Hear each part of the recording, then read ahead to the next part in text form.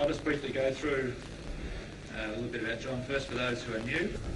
John is the author of Serpent in the Sky, Key to Ancient Egypt, The Case for Astrology, and he won an Emmy Award in 1993 for The Mystery of the Sphinx, which was hosted by Charlton Heston. As you know, John Anthony West takes regular trips to Egypt several times a year, researching and exploring lost tunnels, all the sort of stuff that I want to do, in other words. I'm very jealous. Please give him a hand. Well, we'll trade, Duncan. I've always wanted to be the editor of an outrageous magazine. Also, actually, I might add, Duncan said I take trips over there researching, but in fact, I also do intensive study tours. In other words, I take people along. That's what pays the mortgage, actually, on very grueling but very informative trips to Egypt. There are some brochures out there. Anybody interested in more information? I'll give you website addresses and emails and things of that sort. Now, from show of hands, about 2/3 of you were at the conference. For the other third, I'll just backtrack a little bit and just explain what we were talking about at the conference. And this was mainly devoted, almost exclusively devoted, to the scientific search for the lost civilization, as it were, based on the geology of the Sphinx, the water weathering of the Sphinx. And to make a very long story short, I'll encapsulate, and that is that the Great Sphinx is weathered in a rather peculiar way. It's tremendously deeply weathered. I'll have shots of it later on in this presentation. But the subject of this whole evening will be what's called the Symbolist school of Egyptology, developed by a remarkable French mathematician, philosopher, Orientalist, and actually practicing alchemist with the unpronounceable name of R.A. Schwaller-de-Lubitsch, who over the course of 17 years, from 1937 to 54, developed this radical reinterpretation of the Egyptian civilization in its entirety. In one of his ancillary books, the main body of work of Schwaller's masterpiece, as it were, the culmination of his 17 years of work, is a book called Le Temple de l'Homme, the Temple of Man.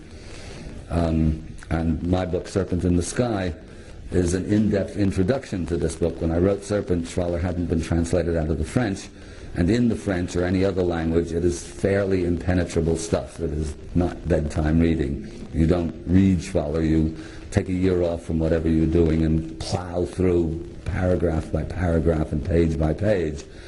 And for those who are sufficiently bitten by the Egypt bug, that book has now been translated finally into English in an absolutely brilliant translation and a gorgeous production job. It's not cheap. It's $195 American, which is about $7,514 Australian, I believe. And or at least that's what it was yesterday. Now it's probably another $100 more.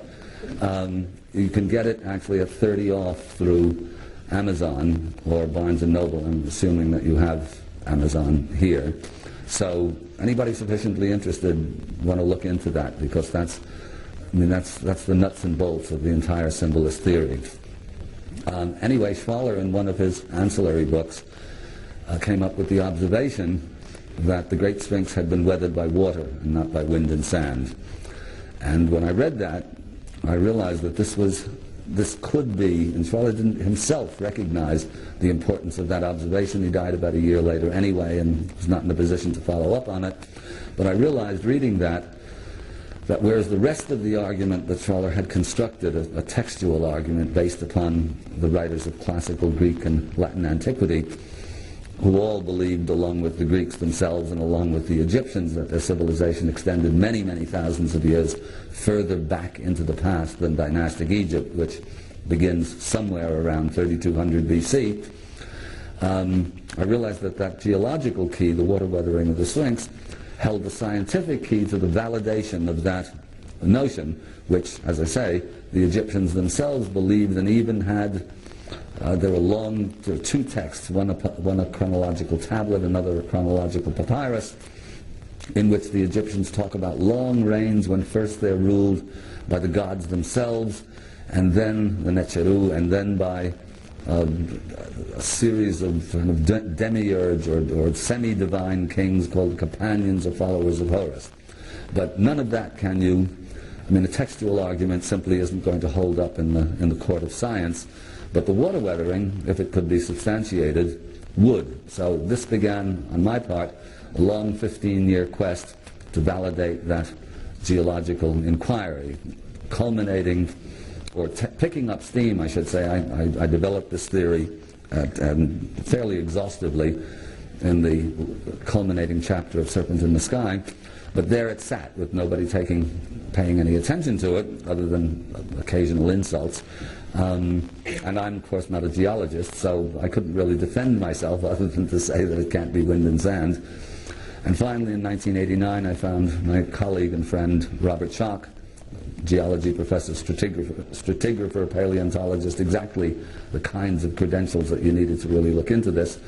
And he came over to Egypt with me, corroborated the water weathering hypothesis. This was then presented at the Super Bowl of Geology, the Geological Society of America's convention in '91, which led to the big NBC special, which led to furious controversy over the last 7 years, and now is picking up steam again as we've acquired support from a couple of independent geologists who we never even met. They didn't even contact us. They just got interested in this, went over to Egypt, and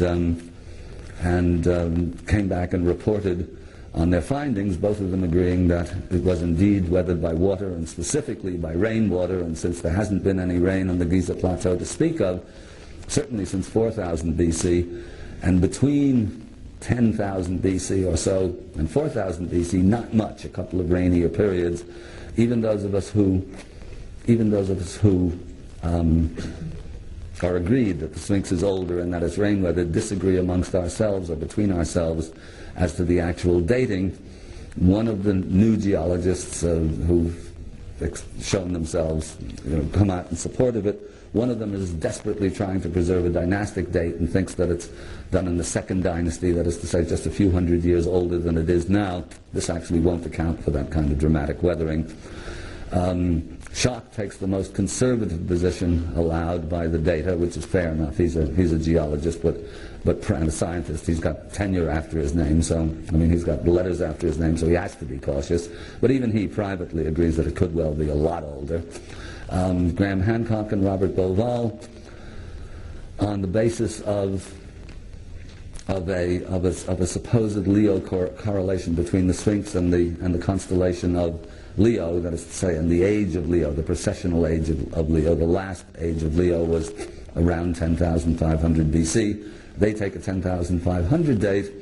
I think actually that I agree that it's hard to ignore a Leo correspondence between the Sphinx and the constellation, but for a variety of reasons that I won't go into here, I went into the other night.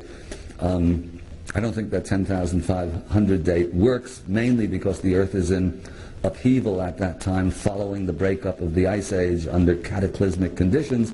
I think it's the period before that, the precessional age before that, in other words 36,000 or thereabouts BC, which of course absolutely outrages the academics, but I don't care because I don't have any letters after my name and I don't have any tenure that I have to worry about, or in fact I don't have to care what they think or what they say.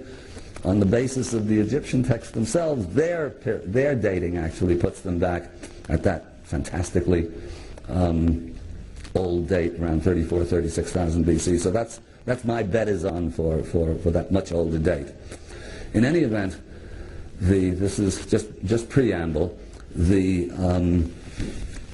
actual dating of the Sphinx, as I've said on a number of occasions and talked about at the conference, is in and of itself not a matter of grave concern. It doesn't affect the price of eggs. It has little to do with the 2000 Olympics. It's a date. But what is at issue, this is the important bit, and here's where Symbolist Egypt comes in. The important bit is that we live in an age that I regard as completely demented. I mean, we're plundering and ravaging the earth. We indiscriminately produce hydrogen bombs, striped toothpaste, Disneyland, and worldwide pollution, along with little lovelies like nerve gas and that sort of stuff. And it seems to me that only mad people would produce this strange complex of products, at once silly and at once silly and sinister. And it seems to me that the human race has lost its way grievously. And what Symbolist Egypt does, what Schwaller's work does, is to actually recover the wisdom of Egypt that had been legendary. Actually, the magicians and alchemists and Kabbalists and astrologers of the Renaissance all believed they were recovering the wisdom of Egypt. They all referenced the wisdom of Egypt. This is talked about in all of the Greek and Latin texts of antiquity. But they only had little bits and pieces of it. And what Schwaller de Lubitsch did, and what I believe is actually the big claim, but I think it's probably the most important single piece of scholarship of this or any, not this, but last or any other century, actually, because it is the recovery of that sacred science that holds the key to the possibility of getting out of the mess that we're in now. And by that, I don't mean that by understanding in depth the Egyptian doctrine, we are suddenly going to stop building skyscrapers and Porsches and atom bombs. Well, maybe atom bombs, but actually what we will have is we will have the keys to an ancient sacred science that we can re-manifest in a manner appropriate for our own age, or the age that's coming upon us. In other words, we're not going to build temples and tombs and pyramids again. We're not going to mummify our presidents, though it's not necessarily a bad idea, earlier rather than later. But with those principles to hand, with a grasp on what the ancient sacred science involved, we're in a position, individually and collectively, to sow the seeds of a new civilization and get things going again. So that's going to be the tenor of my presentation tonight.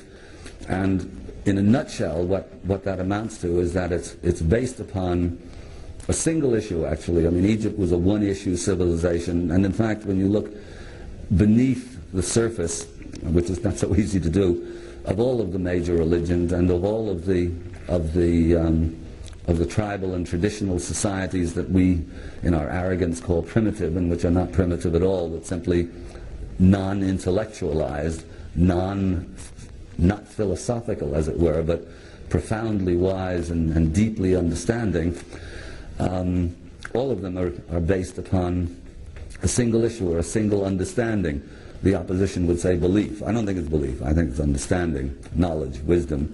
And that is the potential immortality of the soul. I mean, without that, we might as well eat, drink, and be merry, because tomorrow not we may die, but we most assuredly will, and it won't matter a damn. The understanding that we are, by nature, potentially divine, is what's at the basis of virtually every true civilization that ever existed. And without that understanding, there is no civilization. There's just progress, which is, as far as I'm concerned, the antithesis of civilization. It doesn't have to be, but at the moment it's pretty much that. So what we're going to do now is I'm going to give you a bit of a rundown of Schwaller's Symbolist Egypt, or an introduction to it, rather, in the sense of how he developed it at Luxor Temple and the basics of it. And then I've got a very interesting video to show you. Those who've been at the conference will know that the term resonance came up time and time and time again in all different kinds of contexts, from new medical devices to medical therapies and so on, to, I forget exactly how, practically all of the speakers, except those who were talking about conspiracies to stop us from recovering the ancient wisdom, we're talking in one way or another about resonance. So I'm going to be showing you a very interesting 20 or 25 minute video that I suspect none of you have heard about or seen, which will then lead us into an understanding of how and why sacred science actually works, why the great religious architecture of the past moves us sometimes to tears, and most modern architecture leaves us cold. Even when it's quite functional and attractive, it still doesn't have the bang to it that, let's say, the temples of Egypt have, or the Cathedral of Chartres, or any of the other extraordinary structures of antiquity. And then following that, then we'll get into the nuts and bolts of symbolism somewhere along the line. I see everybody snoozing. We'll take a break, and then we'll continue for as long as you're willing to sit and listen, or as long as I'm capable of talking. By the way, today I was out. It's the first time I've managed to get out of a hotel, practically. I was out at, you probably all know about the hieroglyphs carved into the rocks of a site. I forget the name of it. What's it called? What? Gosford. Carved into the rocks there at Gosford, and which is apparently a very heated controversy about that. Nexus published an article some years ago, and I don't really have the hieroglyphs fluently, and I gave them to a friend of mine who had them a bit more fluent than myself, but was not actually an expert, and he found all sorts of strange discrepancies on the basis of the photograph. But still, it was not a definitive opinion, but there was no way for me to chase it up any further. But subsequently, over the last couple of years, I've become quite friendly with a very rare character, an open-minded Egyptologist. Actually, among the world's shortest books. Do you know those whole series of world's shortest books running around a few years ago, like Who's Who in Puerto Rico, a biographical dictionary of Italian war heroes, Welsh gourmet cooking. There was a whole lot of world's shortest books. Well, New Ideas in Egyptology may be the shortest of all. And anyway, there's one Egyptologist that I know of, a couple of others actually around, but they just happen to be pals of mine. And this fellow is, in fact, a widely recognized hieroglyphic expert. So we now have video, slides, digital camera, and so when I get back home now, I'll give it to Ed Meltzer, and he will look at these hieroglyphs very, very carefully, and we may have something that actually is valid as a definitive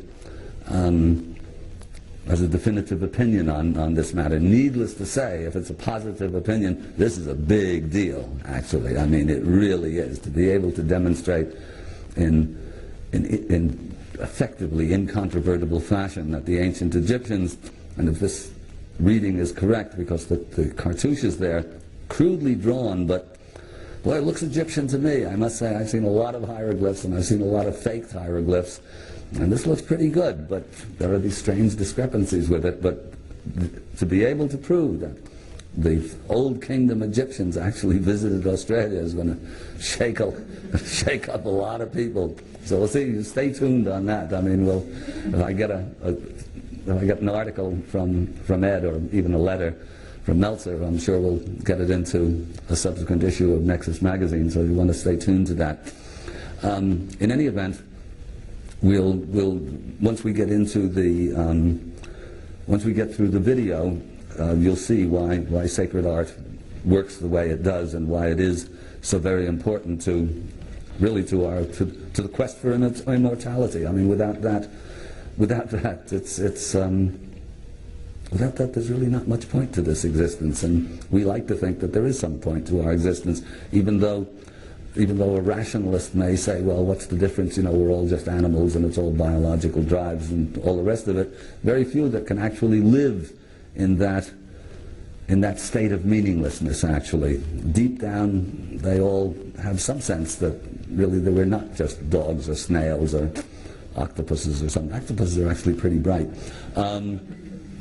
Okay, so let's go in now. Let's hope this works. Okay, this is the Temple of Luxor.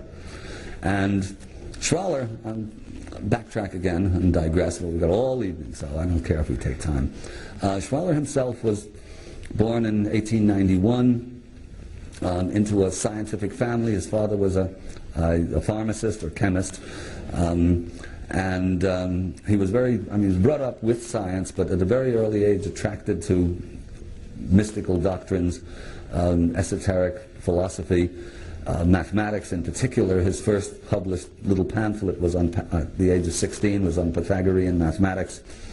He was recognized pretty well among his peers, and actually the generation older than himself, as a kind of a boy genius. And he always had followers. I mean, he always had people who regarded him as a wise man long before his time, even when he was very young. Egypt was never his principal or even a casual interest. He was more interested in the Western Hermetic tradition. He was, as I said earlier, a practicing alchemist, and seems to have reproduced the stained glass used in Chartres and certain of the other cathedrals of the High Renaissance, and that secret was subsequently lost. In other words, those of you who've been to Europe and seen Chartres and Notre Dame doesn't have much left, but Bourges and a couple of the other cathedrals will know that the great stained glass windows of the High Gothic of the 12th and 13th century have a quality that was never equaled afterwards, even though the cathedrals later on themselves were higher and bigger and so on. None of them have the magic of Chartres and Bourges, and a handful of other in France, basically, a couple of them in England, in Ely Cathedral, a couple of others. Anyway, Schwaller apparently reproduced that glass, and then in 1937, with his wife, he just happened to go on a trip to Egypt. It was mainly just for fun. It was a holiday, and in the Temple of Luxor, and this is the Temple of Luxor, walking through there, and this is a pretty ruinous temple. It's fabulous and huge and magnificent, but it's pretty much in ruins. He had this moment of what poets call inspiration, and mystics call revelation, and scientists call hypothesis formation, because they want to make it sound as dull as possible. So he had a hypothesis formation that this extraordinary temple was an exercise in harmony and proportion. Now, harmony and proportion at that time, and still in any textbook any of you or any of your kids will be given as gospel, as it were. The inventor of harmony and proportion was a Greek, was the legendary Pythagoras. Doesn't matter that Pythagoras, according to his own biographers, supposedly spent 22 years studying under the priests of Egypt, but the Greeks, and Pythagoras in particular, are supposedly responsible for the invention of harmony and proportion. So Schwaller had this notion, walking through this temple, very ruinous temple, that it was in and of itself an exercise in harmony and proportion. If that were the case, and Schwaller always believed, or had kept an open mind to the notion of more ancient knowledge and lost civilizations and that sort of thing, if that were the case, if he could prove that, Schwaller would push the understanding of harmony and proportion back at least 1,000 years, because the Temple of Luxor is built about 1,000 years before Pythagoras, and by extension it would push it much further back, because the Egyptians of the New Kingdom around 1300 BC obviously didn't invent this out of the blue. Virtually every building in Egypt, including pyramids of the Old Kingdom and the temple complexes of the Old Kingdom, are similar, as it were. I mean, they have the similar feel about them, let's say, that Luxor has. So a demonstration that harmony and proportion were known to the Egyptians would be a major scholastic revolution, as it were. So now here's a picture of Luxor Temple from the air, and you see how this strange goes straight along here and then has this strange skewed axis, and actually it's even stranger than that. You don't see it here, but even these halls here that look as though they're right angles are in fact not right angles. The temple is actually built upon 3 separate axes, and the reasoning behind this I won't go into. It's simply too complex. But as you see, walking through something like this, you wouldn't get the sense that it's harmony and proportion necessarily. But anyway, Schwaller decided to stay there, at least for the while, and to take careful measurements and to see if they could find harmony and proportion written into the plan of Luxor. He was lucky because at that time there was a French archaeological commission that was busy measuring the temple down to the millimeter, so he had absolutely accurate, unchallengeable data to work with. After about a month, he was there with his wife, Isha, and his stepdaughter, Lucy, who was a very accomplished draftsman and artist. After about a month, they discovered, sure enough, that when what they were looking for specifically, I should say, is the famous golden section, which is expressed mathematically as 1 plus 5, 1 plus the square root of 5 over 2. And this is a proportion that was known to the Greeks, used in the Parthenon, used by the Latin architects, and subsequently by the artists and architects of the Renaissance, and of course was also supposed to be a Greek invention. Schwaller reckoned that if he could find the golden section, or phi as it's written, written into the plan of Luxor, well, the case would be proved, as it were, and everybody would have to change their minds, or so he fondly believed. After about a month, changing the minds of Egyptologists is not so easy, or archaeologists. After about a month, he found, sure enough, that not only did he find the golden section, but he also found the musical scales written into the measures and proportions of Luxor, and he found them deployed with a sophistication and a complexity that far exceeded anything the Greeks had subsequently done. So, fired by this, he suddenly realized that he had found, effectively, the key to Egyptian architecture. But fired by this, the mathematics led him first to the geometry, and then into the symbolism and the mythology, and finally even into the astronomy, the medicine, and all of the rest. He stayed there, and once the war broke out, he was there in 1937, so the Spanish Civil War was just about to break out.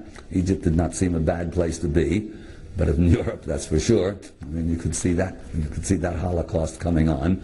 So he stayed in Egypt until 1954, and got out just before Nasser came in. And actually, I don't know if any of you have heard of the great Egyptian architect, died a few years ago, called Hassan Fatih. Wonderful man, one of the great architects of the 20th century. And Hassan Fatih died a couple of years ago, and I got to know him fairly well. And he, in fact, had studied with Schwaller, and in fact, learned about sacred architecture from Schwaller de Lubitsch. And Hassan Fatih was himself recognized as the foremost expert on Islamic sacred architecture. But I said to him at one point when we were talking, and I said, well, how did Schwaller know to get out of Egypt in 1954? And he just sort of put his hands up and he said, that man knew everything. An interesting line from a very eminent man himself. Anyway, Schwaller started working on the temple here and finding these mathematical proportions written into all of the chambers and halls and so on. Moreover, he was struck by, there's the plan. I have this. No, I do have it right. Anyway, you'll see that this is just the geometric. What's the word I'm looking for? The growth of the temple by a play of geometry, starting actually here at this Holy of Holies, the central sanctuary, which serves as the seed or germ from which all Egyptian temples grew. But then he was struck by particularly from an aerial view, he got the notion that the temple itself was built to the proportions of the human body. And he found, when he had Lucy Lamy prepare a human skeleton, let's say not exactly an ideal, but an average human skeleton, male skeleton specifically. This was a female skeleton of slightly different proportions. Both are cut by the golden section, one at the genital area, the other at the navel. And Schwaller found that when a skeleton was prepared separately, according to the best biometric methods known at the time, and superimposed upon the temple, sure enough, all of the main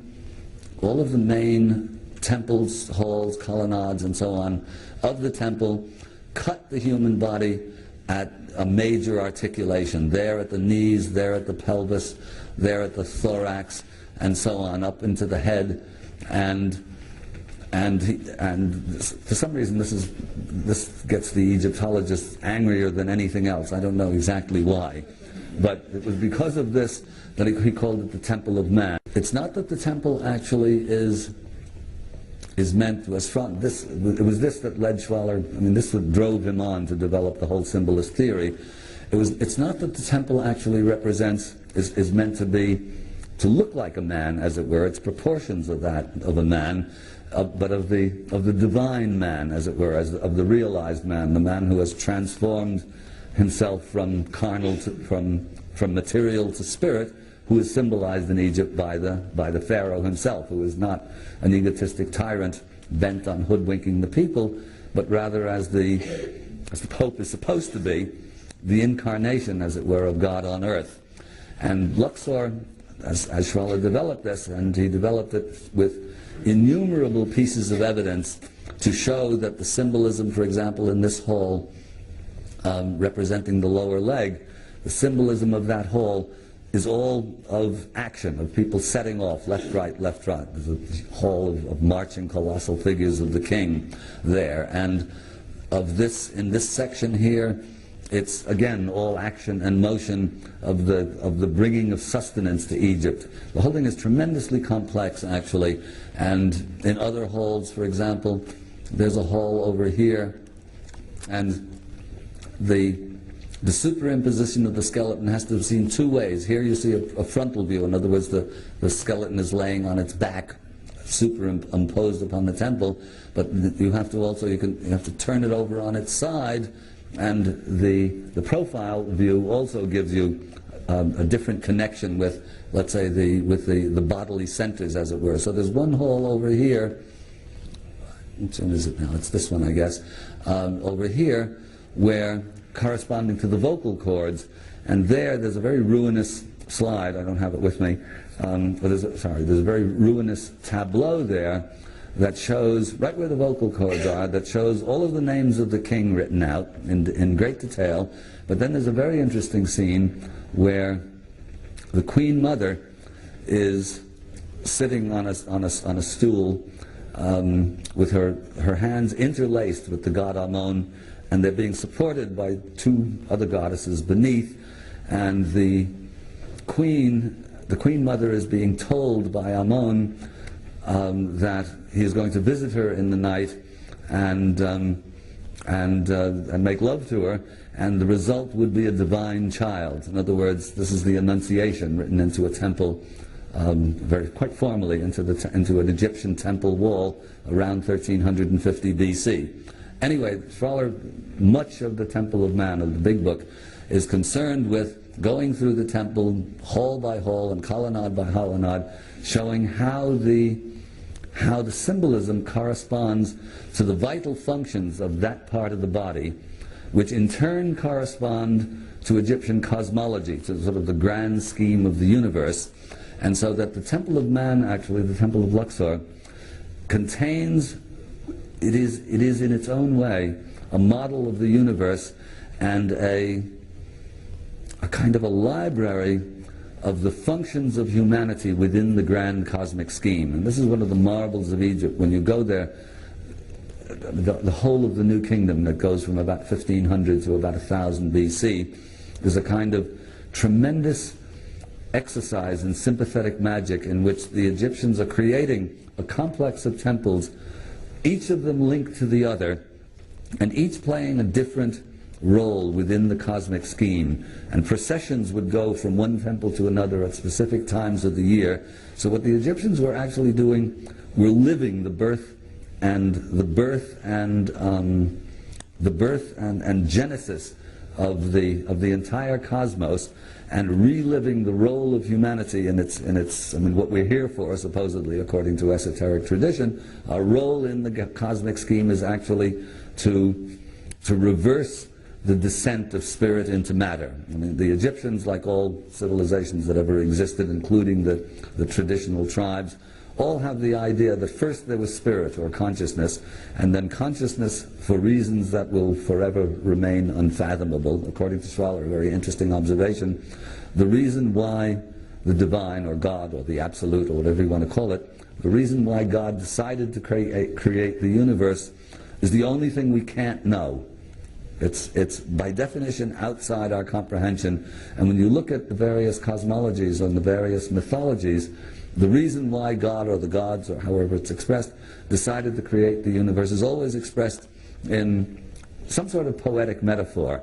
It's always, well, he got bored being there all by himself, or he wanted company, or he wanted to see the drama play out.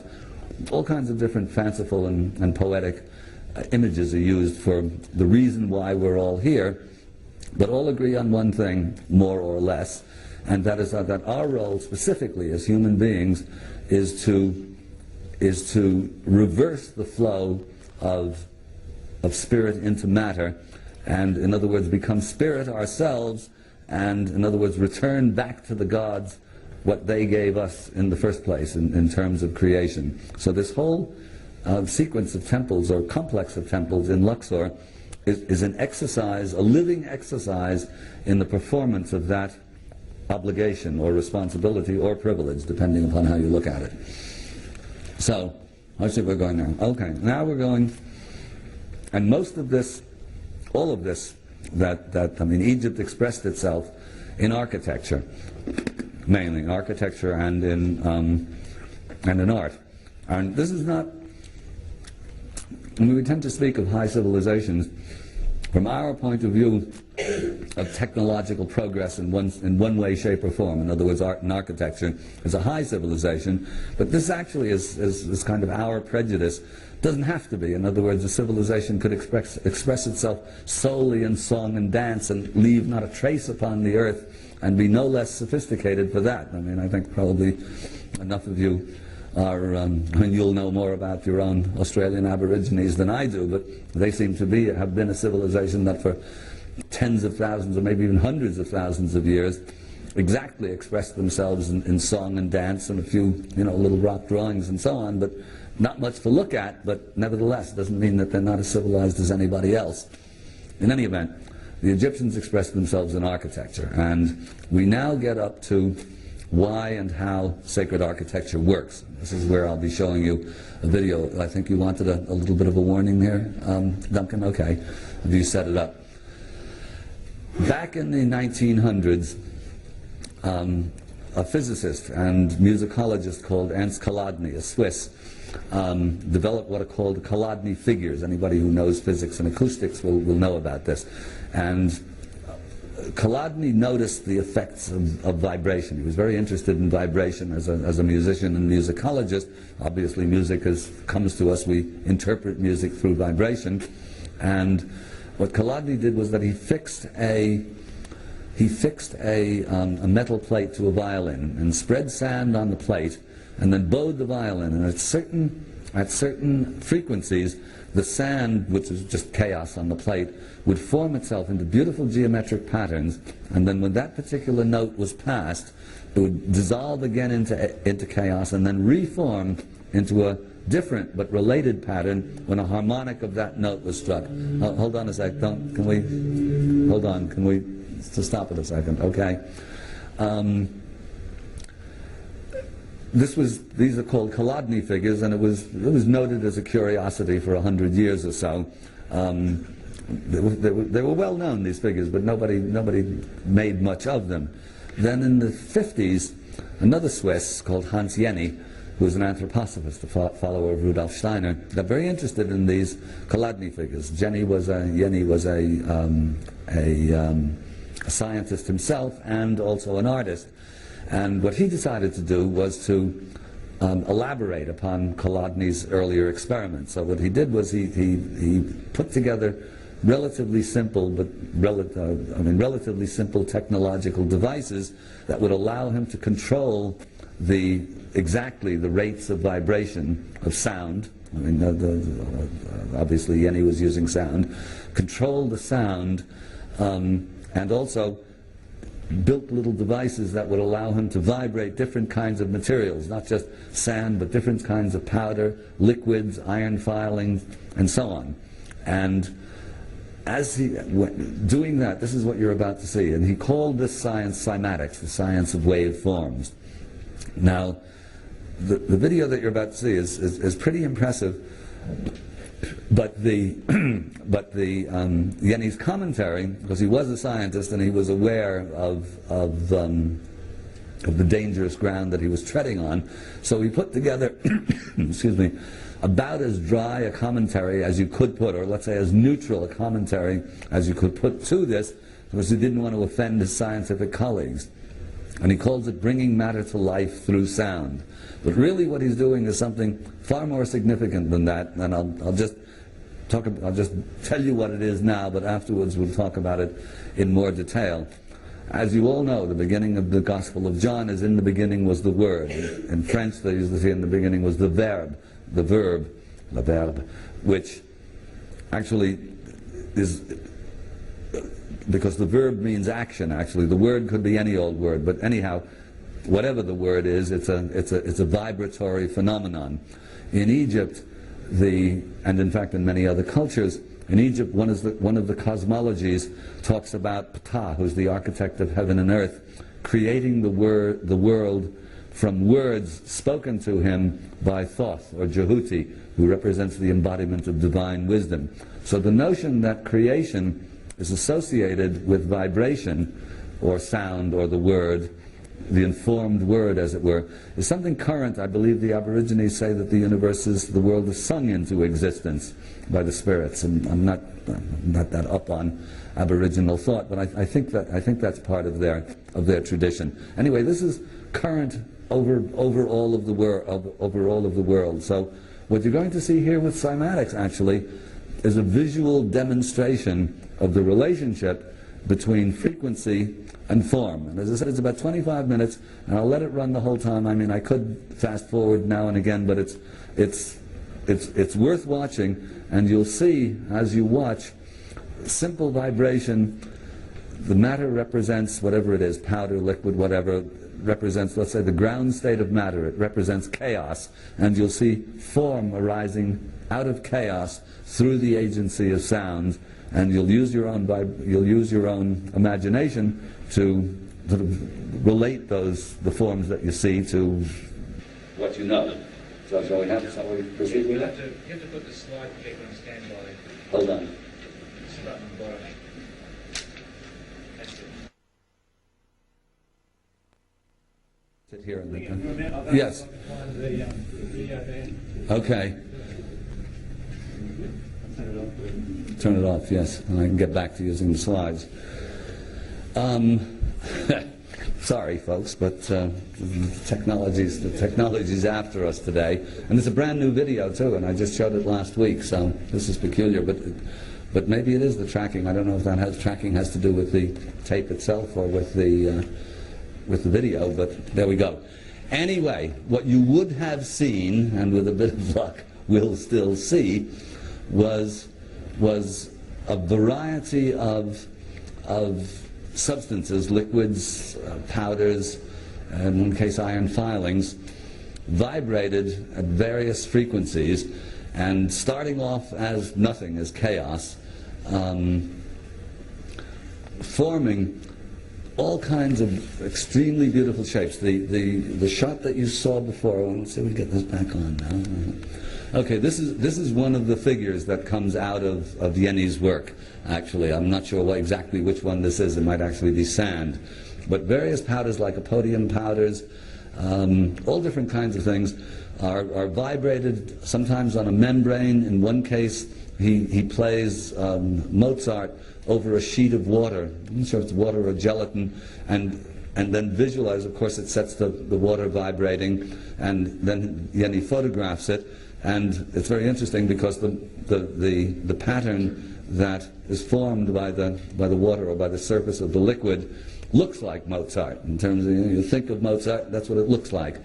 And interestingly enough, my favorite in this is a fairly long section in which he places iron filings on some sort of a device, and then vibrates some sort of a magnetic device, and then vibrates the membrane or whatever it is that they're on, the magnetized membrane, and the iron filings sort of stand up and march across the across the surface of this sheet, looking for all the world like an abstract samurai movie by Kurosawa or something. And it's very interesting because it's iron. I mean, it behaves like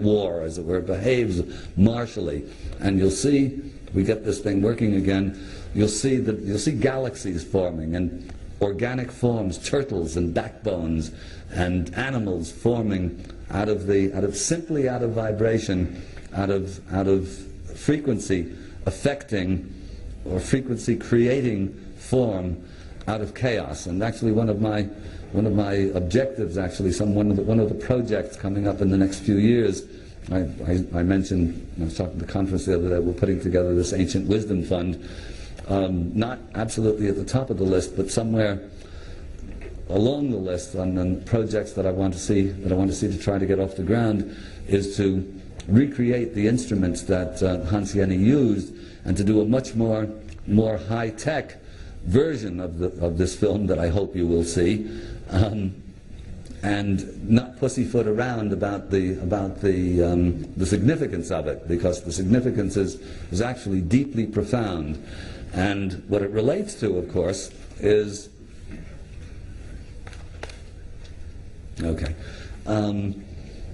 what it explains, actually, when you see it, and I mean without talking about it, but what's at the basis of it is the relationship, as I said, the relationship between form and function via frequency.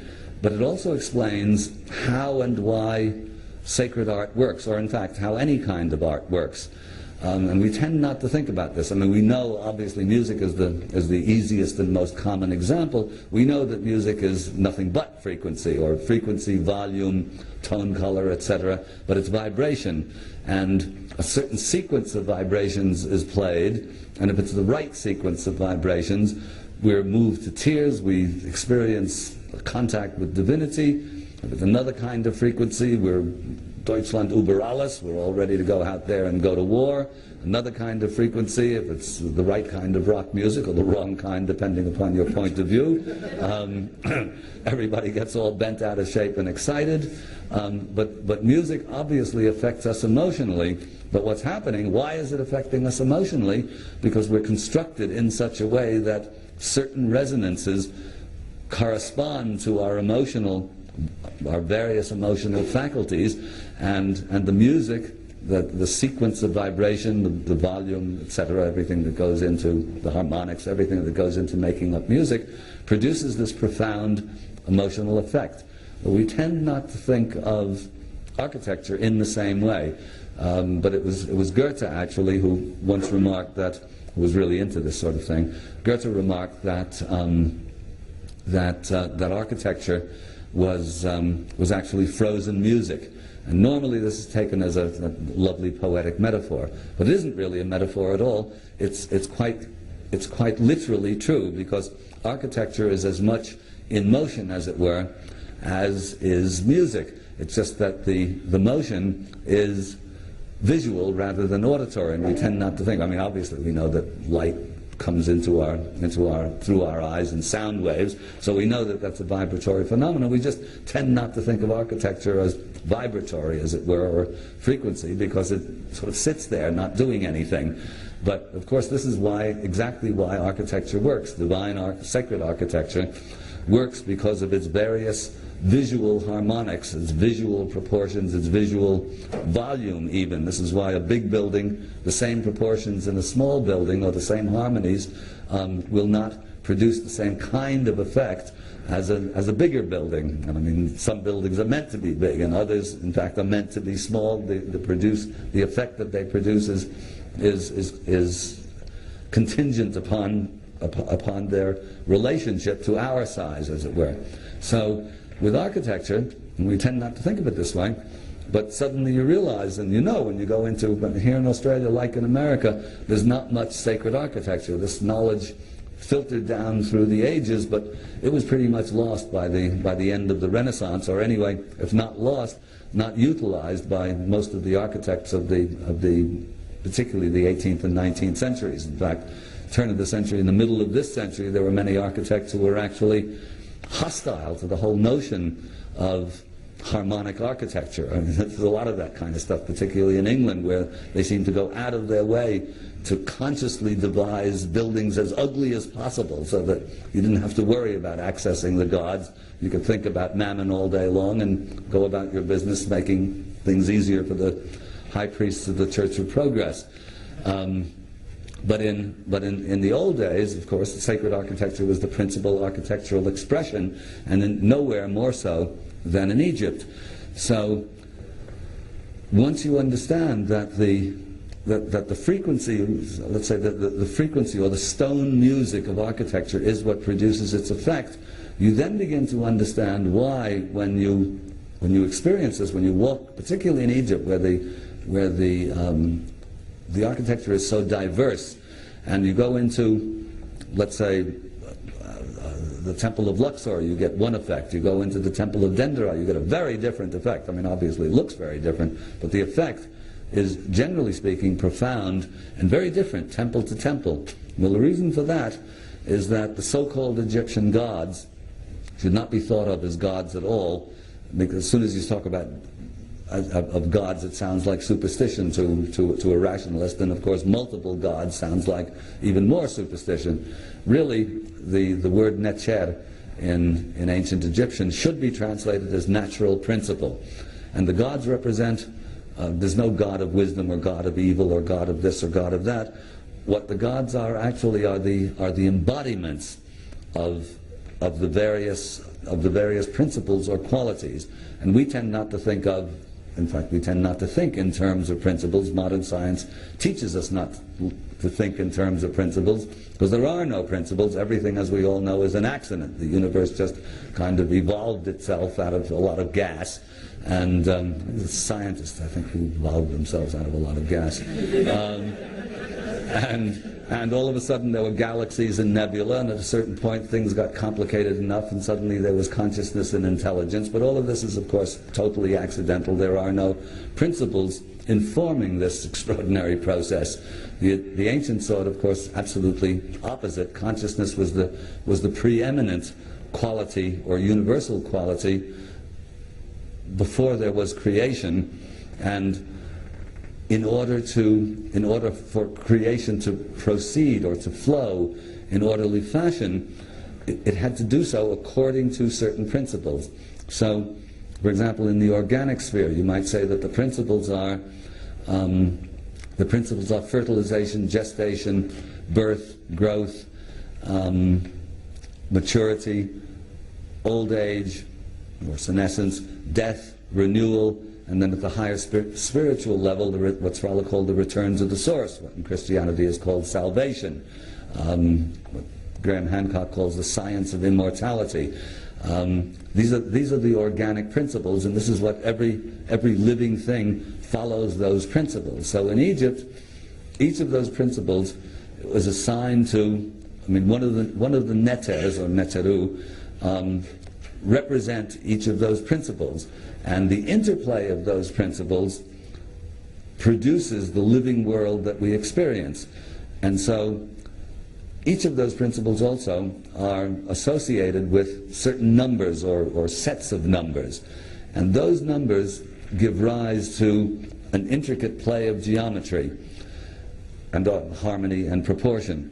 So if you know the science, as it were, if you know the sacred science, and you know the number sets that relate legitimately to each of those principles, and you know what you're doing and employ them in a temple, what you're doing actually in an Egyptian temple or any piece of sacred art, but the Egyptian method of expression is probably the most sophisticated and most complex that we know of. When you walk into an Egyptian temple, what's happening actually, and you get this hit from it, which is sometimes so profound. I mean, people often break down in tears. Particularly we get there early in the morning before anybody gets there, and everybody has a good walk around before we start talking.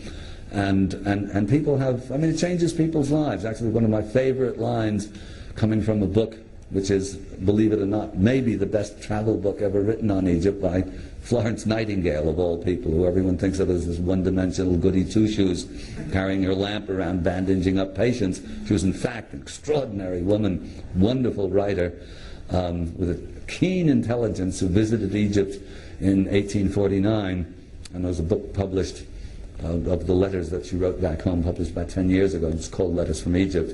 She makes this marvelous remark. I wonder how people can visit Egypt and come home and live lives as they lived them before. And in fact, what happens very often in Egypt, you get home, you don't want to live your life the way you lived it before. But you walk into these temples, and there is this prodigious emotional reaction to that temple. And what's happening actually is that because of its constituent geometries, harmonies, proportions, etc., you're having the principle that the temple is consecrated to evoked within you. So when you walk into a Hathor temple, you're experiencing Hathor. When you walk into an Amun temple, you're experiencing Amun. I mean, you don't know that that's what you're experiencing, but you know that that Amun temple is very different from an Isis temple, which is different again from a Ptah temple, etc., etc., etc., etc. So this is the way that the sacred architecture, sacred art and architecture, and all art and architecture work. But if you're in command of a sacred science, as the ancient Egyptians were, and so were the other civilizations of antiquity, the Indians, the Vedic India and China and Japan, everybody has this knowledge, or had it. What distinguishes Egypt is two things. I mean, one is the scale that they built on, and of course the physical nature of Egypt is such that stuff doesn't weather away very quickly. I mean, it's once you build a temple, it's there for a very long time. Historically, Egypt was very difficult to overrun, so it wasn't plundered and ravaged in wars as much as, let's say, the rest of the Near East, or China or India, much more open to conquest. So in Egypt we have the remains of this prodigious architecture, and it's there that you can experience sacred architecture as in a way that you can't anywhere else in the world. In any event, this is actually why it works, through vibration, knowledgeably expressed. And of course, the difference is actually very interesting.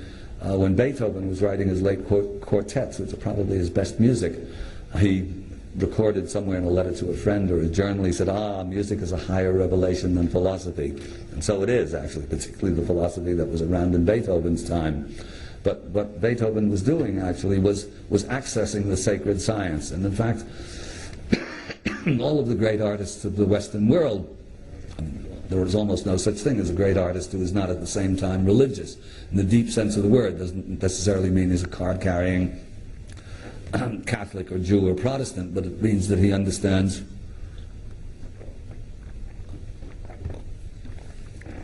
he or she understands that divinity is at the bottom, or responsible for his heightened creativity, and actually but the difference is between the I mean, genius is genius and will access this higher level of consciousness.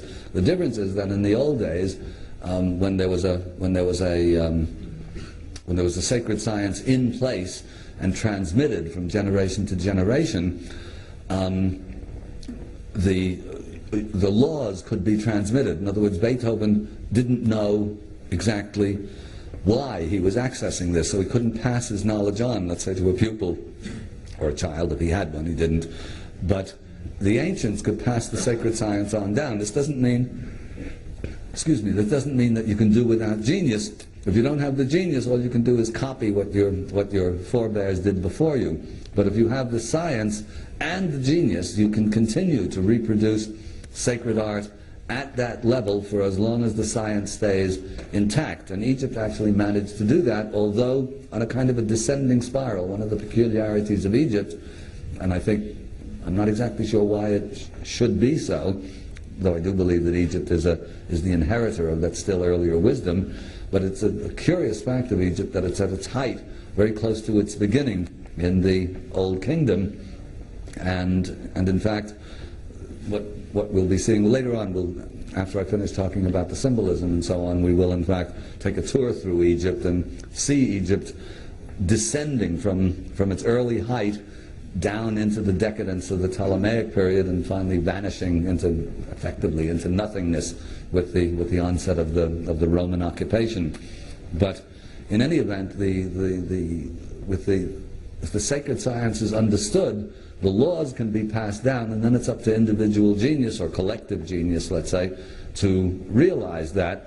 And the importance is, as I mentioned earlier, it's just a different variation of what I said before, is that a civilization that is devoted in its entirety to the quest for eternal life and is manifesting its knowledge in art and architecture at this level is effectively connecting humanity. I mean, the entire society is connected to this quest, even at the lower levels where probably people do not consciously realize that that's what they're doing.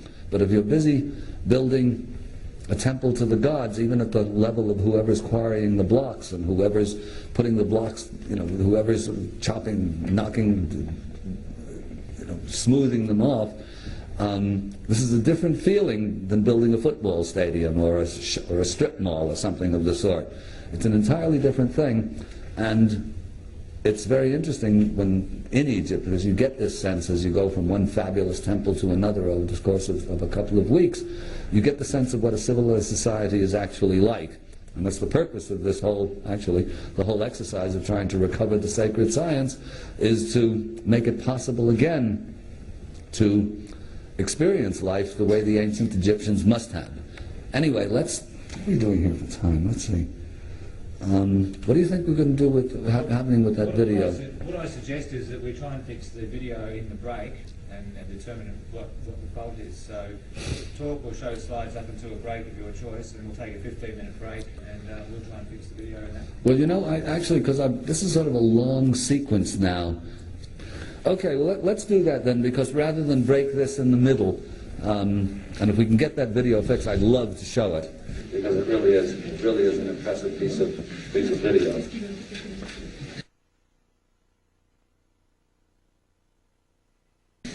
And no, I'm okay. Can you hear me in the back there?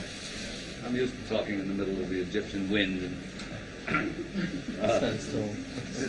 amidst crowds and stuff like that.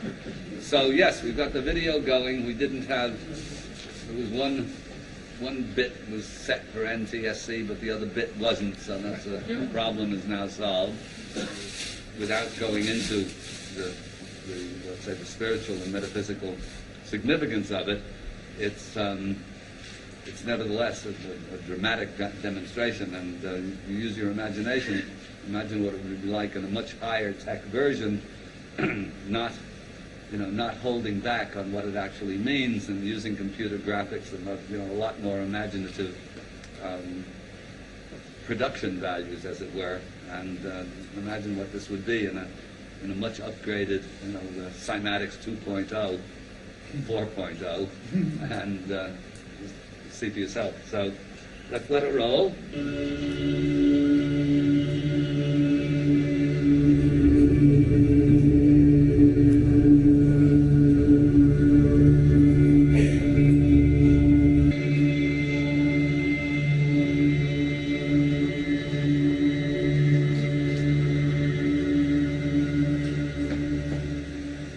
The film we are about to see has no characters, it has no people.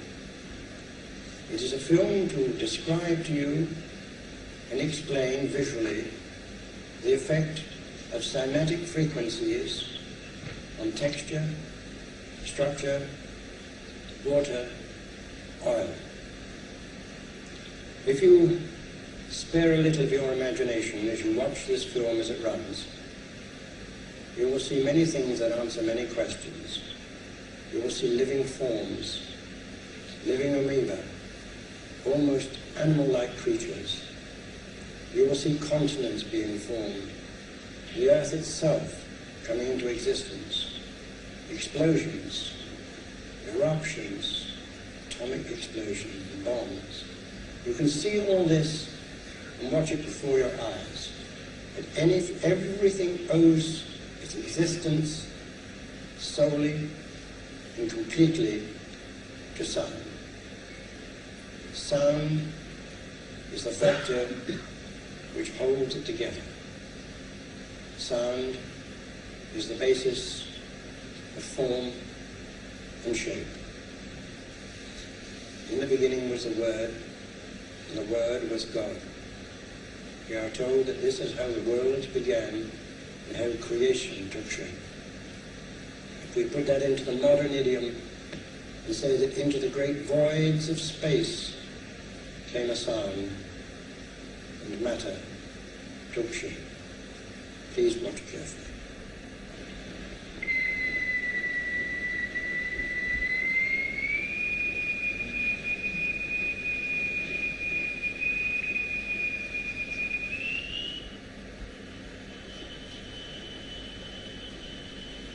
We can also use different shapes of plate. Here we have a triangular plate with a crystal attached to its underside, and to produce a sonorous fit we change to a higher note and shape a rather more complicated figure.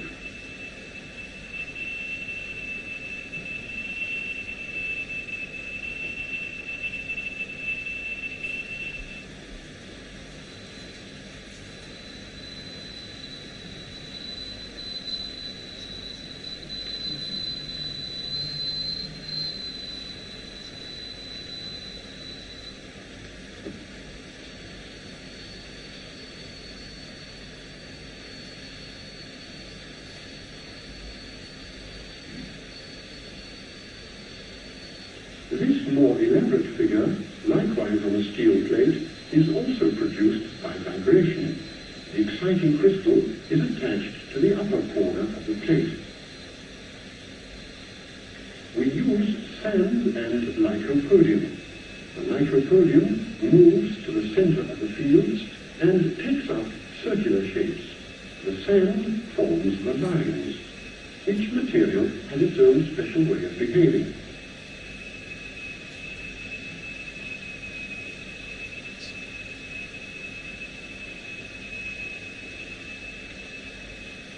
Lycopodium alone, a sonorous figure, transition to a mobile flowing phase,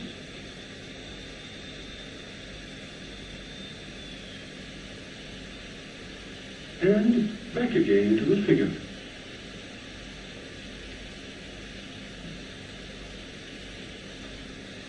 The sonorous figures represent stationary waves. But now we can also observe moving waves. Here, the sand is flowing in a current.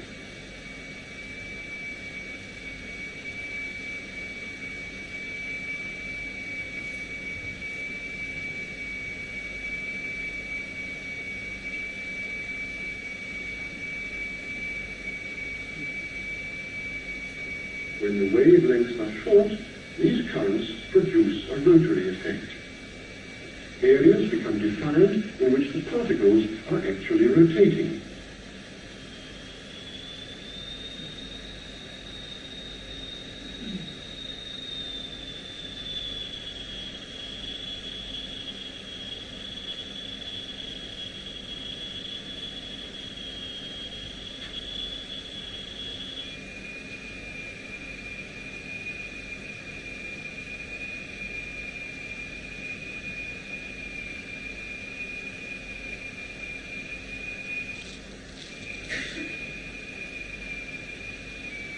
Now we produce two notes with frequencies which are so related as to cause a beat.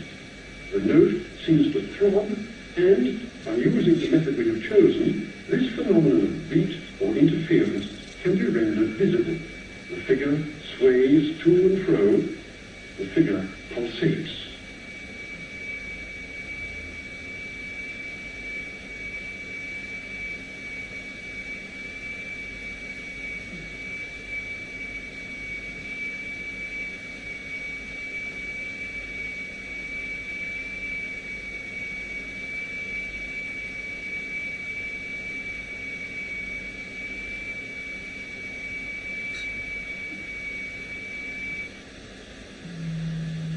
The picture has changed completely. Now we are exciting fluids. Under vibration, a layer of turpentine forms a regular latticework.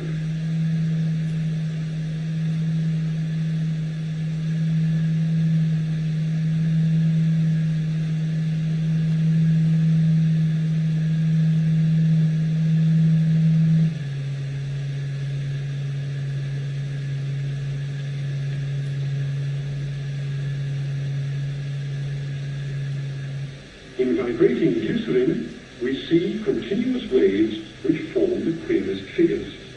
And yet, the extraordinary things we see here are simply and solely the effect of vibration.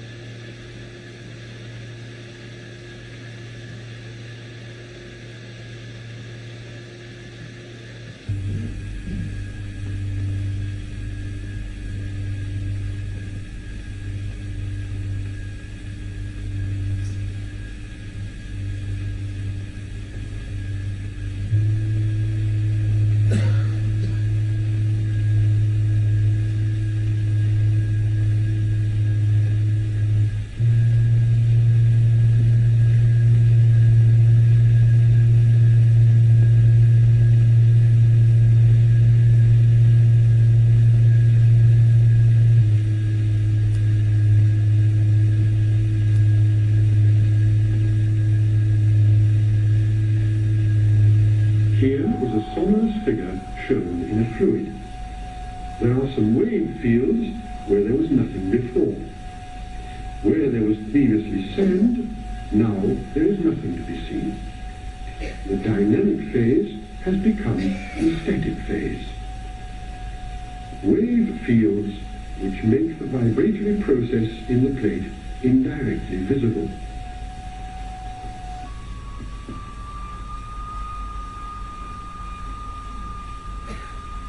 Here again, interference can be demonstrated.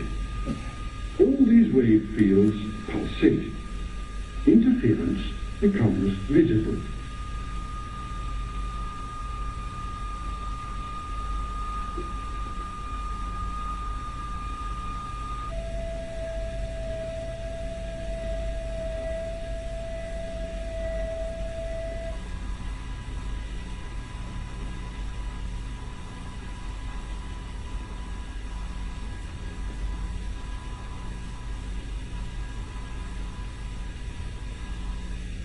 A fluid colored black is dripped into a transparent fluid.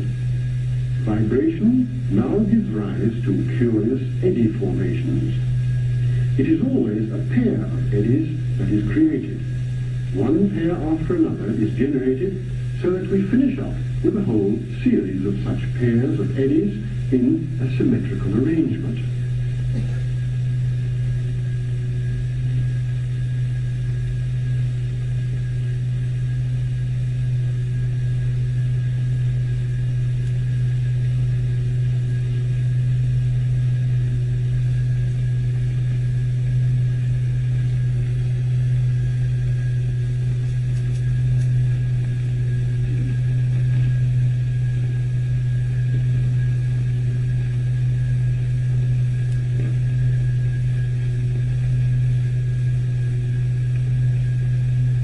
The formation of these eddies by vibration is particularly significant because it is eddies of this kind which are specifically formed in the cochlea of our ears whenever we hear sounds. That is to say, they are not ordinary eddies as defined in rheology, but vibratory eddies, with the members of each pair turning in opposite directions.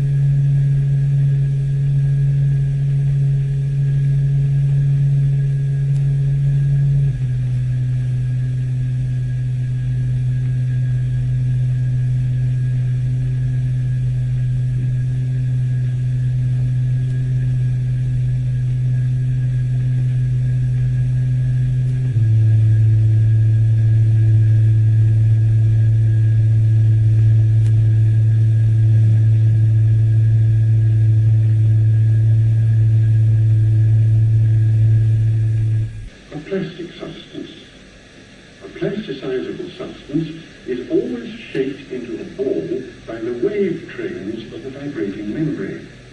The masses are jiggled round, but gradually proper spherical shapes are formed, created by nothing more than the vibratory process.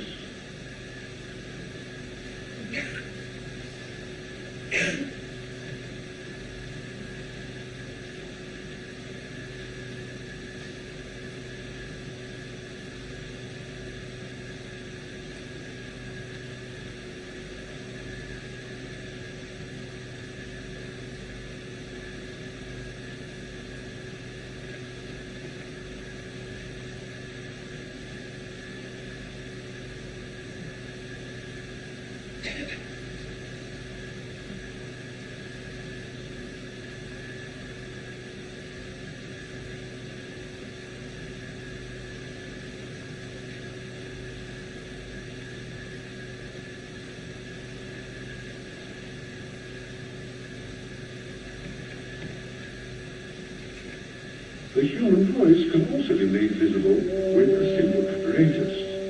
The various vowels show typical characteristics depending on the nature of their sound. We can see the spectrum, as it were, of the sounds.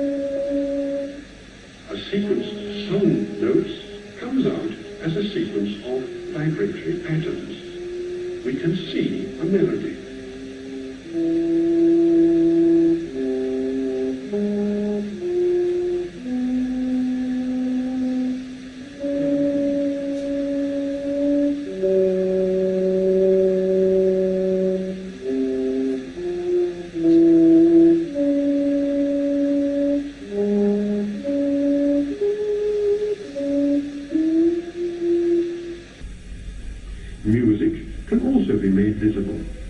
The same membrane that emits the music can also make its vibratory processes visible through the medium of the fluid. Here we have the last 89 bars of the first movement of Mozart's Jupiter Symphony. We can see Mozart while we hear him.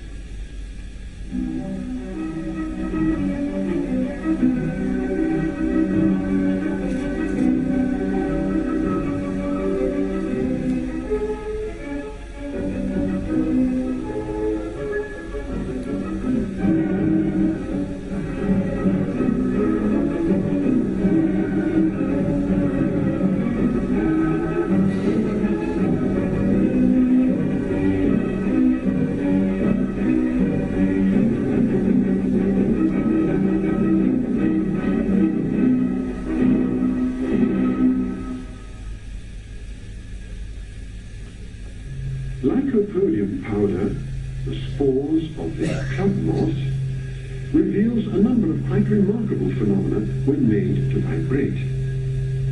Circular shapes appear, but these are in a state of continuous upheaval. The particles are pushed outwards from the center and inwards again from the outside, and at the same time they pulsate.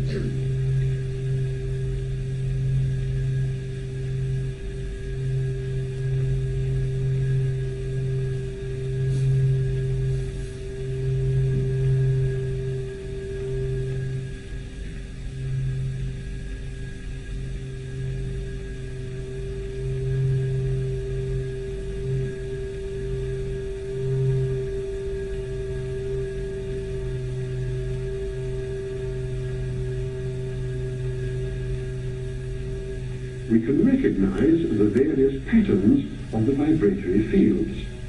They move to and fro, unite, and separate again according to the vibratory state of the surface formed by the membrane. And we can, as it were, move over a landscape which is in a state of vibration. If we intensify the note, if we produce a crescendo for the ear, the masses are hurled outwards. We see fountains, eruptions, explosions almost.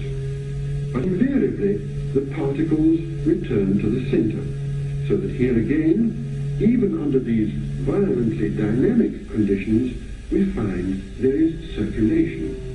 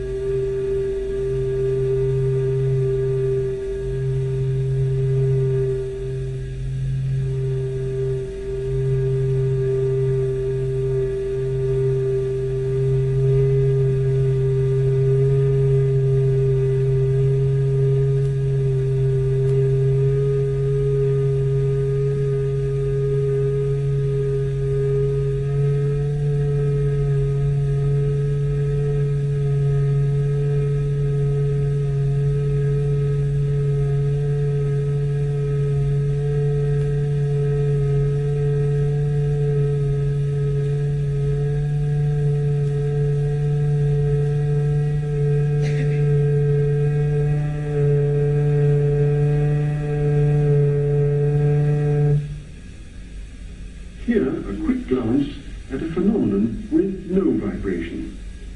Two liquids which spread by surface tension. No vibration is involved, but this phenomenon also progresses periodically, expressing the ubiquitous law of periodicity.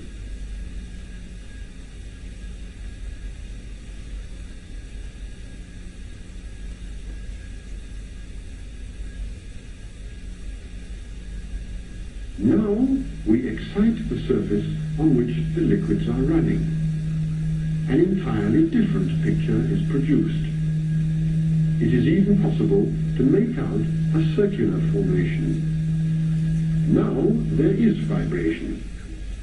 But then the vibration slowly ceases, and again we see a phenomenon without vibration. A regular pulsation of these spreading masses of fluid.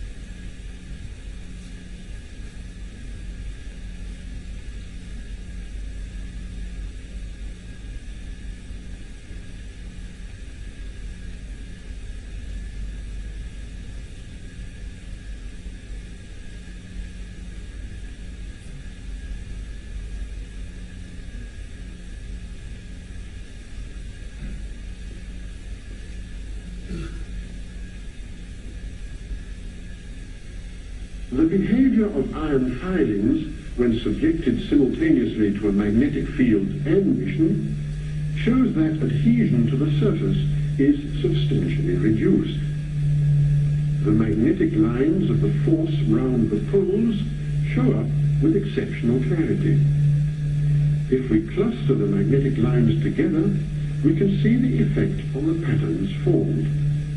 If we thin out the lines of force, the phenomenon spreads out.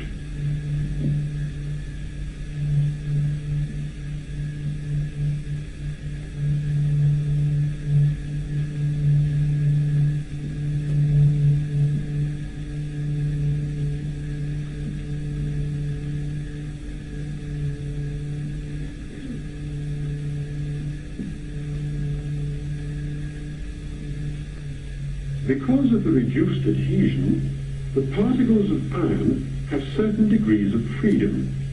They can move, fall into line, form figures, and almost dance, but only in obedience to the vibration imposed.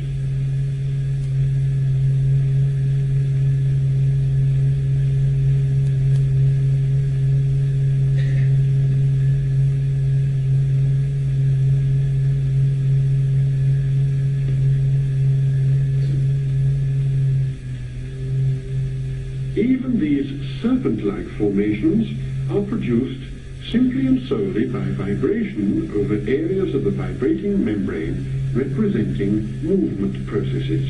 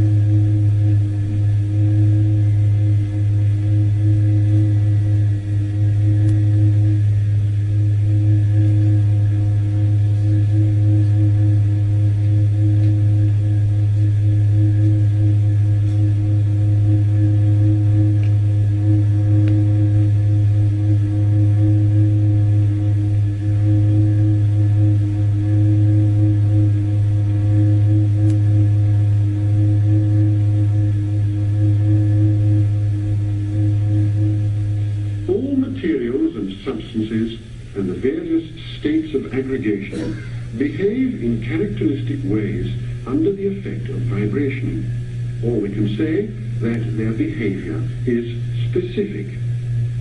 Here is a pulp. Here again, round shapes are formed, and circulation is set in motion, but in the opposite direction to that observed with lycopodium. There is a definite ripple effect caused by the wave trains in the vibrating membrane, a rich field of effects due to vibration.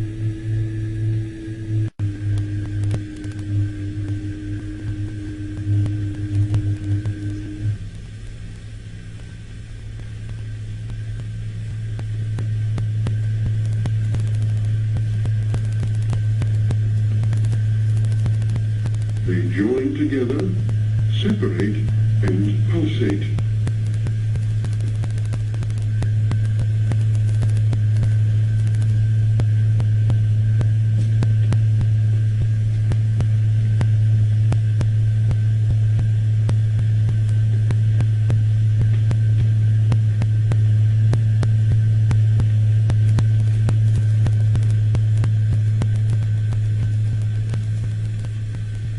If we intensify the vibration, equivalent to a crescendo for the ear, the masses are thrown into ever greater agitation.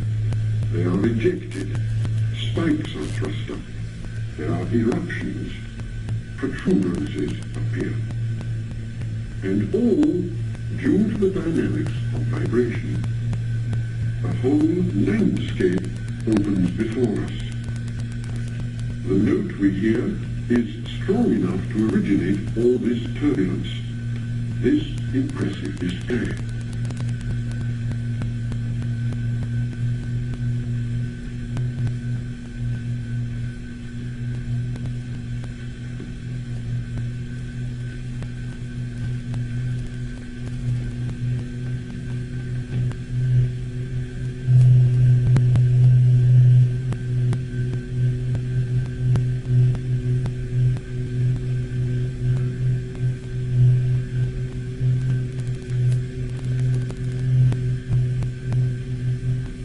And, to end with, here, by way of contrast, is a sonorous figure, a static figure instead of a dynamic one, representing the opposite pole in the vast range of phenomena that make up the world of vibration.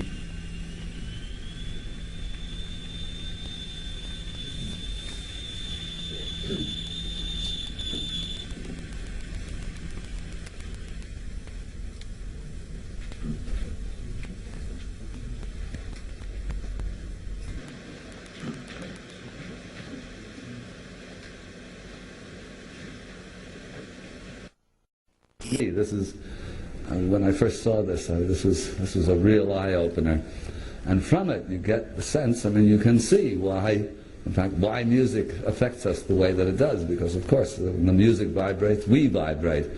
And why with sacred architecture, or any architecture, I mean, you go into bad architecture and you feel quite physically sick, and for good reason, because you're vibrating to those disharmonies. And when you walk into a Hathor temple, you are walking into Hathor harmonies, and when you walk into an Amun temple, you are walking into Amun harmonies, and so forth and so on. So in a way, sorry that it was a little bit out of sync, but you get the idea. This is this is serious stuff. Now, Egypt expressed the connection to the gods via art and architecture, of course. And the art, and the language indeed, was symbolic. And we'll look into that now a bit, because one of the strange things about Egypt, I mean, one of the fascinations with it is that everything in Egypt is symbolic, and we, along with a lot of other things that we've lost the appreciation and the understanding of symbolism. We almost have no symbolism left that's valid, so it's very hard to look at a find my laser pointer.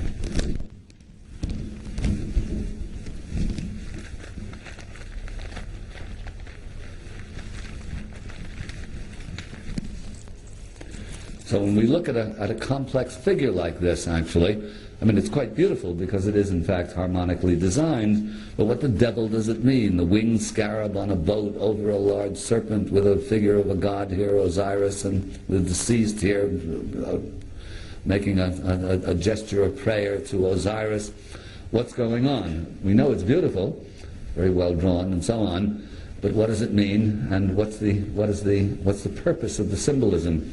Well, to get a grasp of the richness, actually, and in a way the superiority of the symbolic language over that of the let's say the secular linear language, which is what we use generally to express ourselves. There's one aspect of symbolism, it's not sacred symbolism, but that still works, and that is cartoon, particularly, let's say, the political cartoon. For example, a good cartoonist will take a particular political situation and, let's say, juxtapose Uncle Sam for America, John Bull for England, La Liberté for France, and the Russian bear all cut up into 14 pieces like Osiris in a certain context or juxtaposition, and out of that you'll get, I mean, if you know the symbolic language and you understand what everything represents, you'll get from this an instant hit, an understanding of a very complicated political situation. If you're a Martian or an Eskimo or a Zulu and you don't know that symbolic language, all of this will be completely opaque to you. But if you understand the symbolic language, you get, not only do you get a complex picture, but you get it according to your level of understanding. So, you know, somebody not very educated in the symbolic in the political situation will get one thing, and the same thing, but a much more advanced and sophisticated understanding of it will be had from somebody who follows the papers every day, or a PhD in political science or whatever, and you'll get it instantly. If you try to explain in linear language what the political cartoon is about, you have to start off to say why Uncle Sam is Uncle Sam, and La Liberté, and the Russian bear is the Russian bear. By the time you're done, and then explain the history of the situation, by the time you're done with this, which 3 months will have gone by, and whoever you're talking to will long ago forgotten what you started talking about in the beginning. You've explained it in linear fashion, okay, but the totality of the situation will have long since been lost. Well, if you, the sacred cartoon is, or the religious symbolism is like the political cartoon in that it encapsulates a tremendously complex situation, but to appreciate it you have to know the language. And of course with Egypt we don't. And I mean, even I, after all of these years and years of study, only really can get a tiny percentage of what these sacred cartoons are all about. But if you walk into a temple, of course you're struck by the beauty of the reliefs, and if you know a bit, you get something out of it. But to an Egyptian priest, walking into any of these temples or any of the tombs would give you this incredibly rich, instant hit of a total situation. This is what we're looking at when we look at Egyptian art. And so I can give you just a brief, as we go through now, a kind of an overview of what we're looking at and what it represents. Here we see the scarab beetle. The scarab is a dung beetle, and it represents, the usual explanation is, well, it represents the rising sun. And the Egyptologists sort of laugh and sort of snicker about this, why a dung beetle should represent the glorious rising sun. But to understand what it really is all about, on the exoteric side, sort of the external easy side, the scarab is, the beetle is a little bug that lays its eggs in a ball of dung, and then it rolls the ball of dung along the desert, and in the evening when the sun goes down, digs a little hole, buries the ball of dung. And in the morning when the sun comes up, it unearths the little ball of dung and continues rolling it around the desert, supposedly for 40 days. I've never actually followed a scarab beetle to see if it was really 40 days or 38 days or 42 days, but metaphysically or esoterically it's 40 days, which is in fact a number of completion, the 40 years of the 40 days and 40 nights of the deluge. Christ fasted in the wilderness for 40 days. Moses wandered in the wilderness for 40 years. 40 turns up now time and time and time again in a context of completion. Anyway, it's what goes on. So this, you can see, this is a kind of simple-minded, not necessarily simple-minded, but simplistic explanation of why the scarab beetle is associated with the rising and setting of the sun. But really, what it really represents is the transformational power of the sun. And the reason for that is that, as I said, its eggs are laid in the ball of dung. Now what happens is it rolls the ball of dung along the desert, the sun beats down, it ferments the dung, the little eggs hatch into grubs, and feed on the dung, as it were. Now the dung represents matter in its grossest state. The little grubs feed on the dung, and then they go through the second stage, they become a larva, and then they go through into a third stage, and they spin a little cocoon for themselves, they become a nymph, same as a butterfly, actually. And then at the appointed time, the nymph goes quiescent in its little cocoon, and then at the appointed time it breaks out of its cocoon and flies off into the sunlight, a winged creature, and therefore volatile or spirit. So what the scarab beetle actually represents is the transformational power of the sun. And this is why it's sort of one of the central characters in the great cosmic drama that Egypt is enacting. So here we see the scarab beetle, and it's in a boat here. I'm not sure who's steering the boat, but usually this is the so-called solar boat. It really should be called the boat of eternity. And the boat is generally steered by three characters actually, two of three characters. It's steered either by two characters called Sia and Hu, which represent consciousness and action, or Sia and Heka, who represent consciousness and magic. Magic is the science of transformation. It's not conjuring tricks. So anyway, you get a sense here, anyway, without going into a long palaver, of the profound significance of that scarab beetle. Let's see a couple of other things coming up. Here's our scarab beetle in one of the funerary texts, the Books of the Dead. You see holding the sun disk in its arms, and these complex tableaus themselves, the funerary text, should be seen not as a bunch of mumbo-jumbo, but actually as manuals, sort of like Microsoft manuals, equally hard to follow and very, very difficult to comprehend, but they are manuals for the deceased soul, which of course retains its consciousness, again, in Egypt and all the other civilizations that ever were, except under the Church of Progress. When it's over, according to the Church of Progress. But all of them should be seen as manuals for the soul. In other words, what it has to do after death in order to either reincarnate or become a star and reach the higher level of consciousness, which is in fact eternity.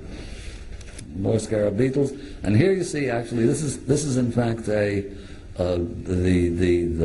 pupa, the nymph of a silkworm, but effectively the scarab is the same. And you look at that, this is the little cocoon it spins, and you look at that, it looks like something very familiar. Yes, it looks like an Egyptian mummy. And the reason that the mummy is wrapped the way that it is wrapped is because it is effectively a human cocoon. This is what's going on, and sooner or later, if the nymph within that cocoon has done his or her work in the correct form, he or she will fly off into the sunlight, or let's say the spiritual sunlight, as a reborn or spiritual creature. So that's the scarab. Now we'll look at some of the see in Egypt cosmology, I say, the creation of the universe itself is understood in detail, actually. And it's interesting that in physics and in modern cosmology, the more advanced they get, with each significant advance, it becomes clearer and clearer that the ancients understood this precisely, only they expressed it in myth and symbolism rather than in mathematical formula. And so here, at the very beginning, without going into a long palaver, because it is a long palaver, but one of the Egyptian myths starts off, it's called the Heliopolis, the cosmology of Heliopolis, and it starts off in terms of creation. There's the void, or unpolarized consciousness, as Schwaller calls it. And then out of this void, the void creates in and of itself a god called Atum, who is alone and without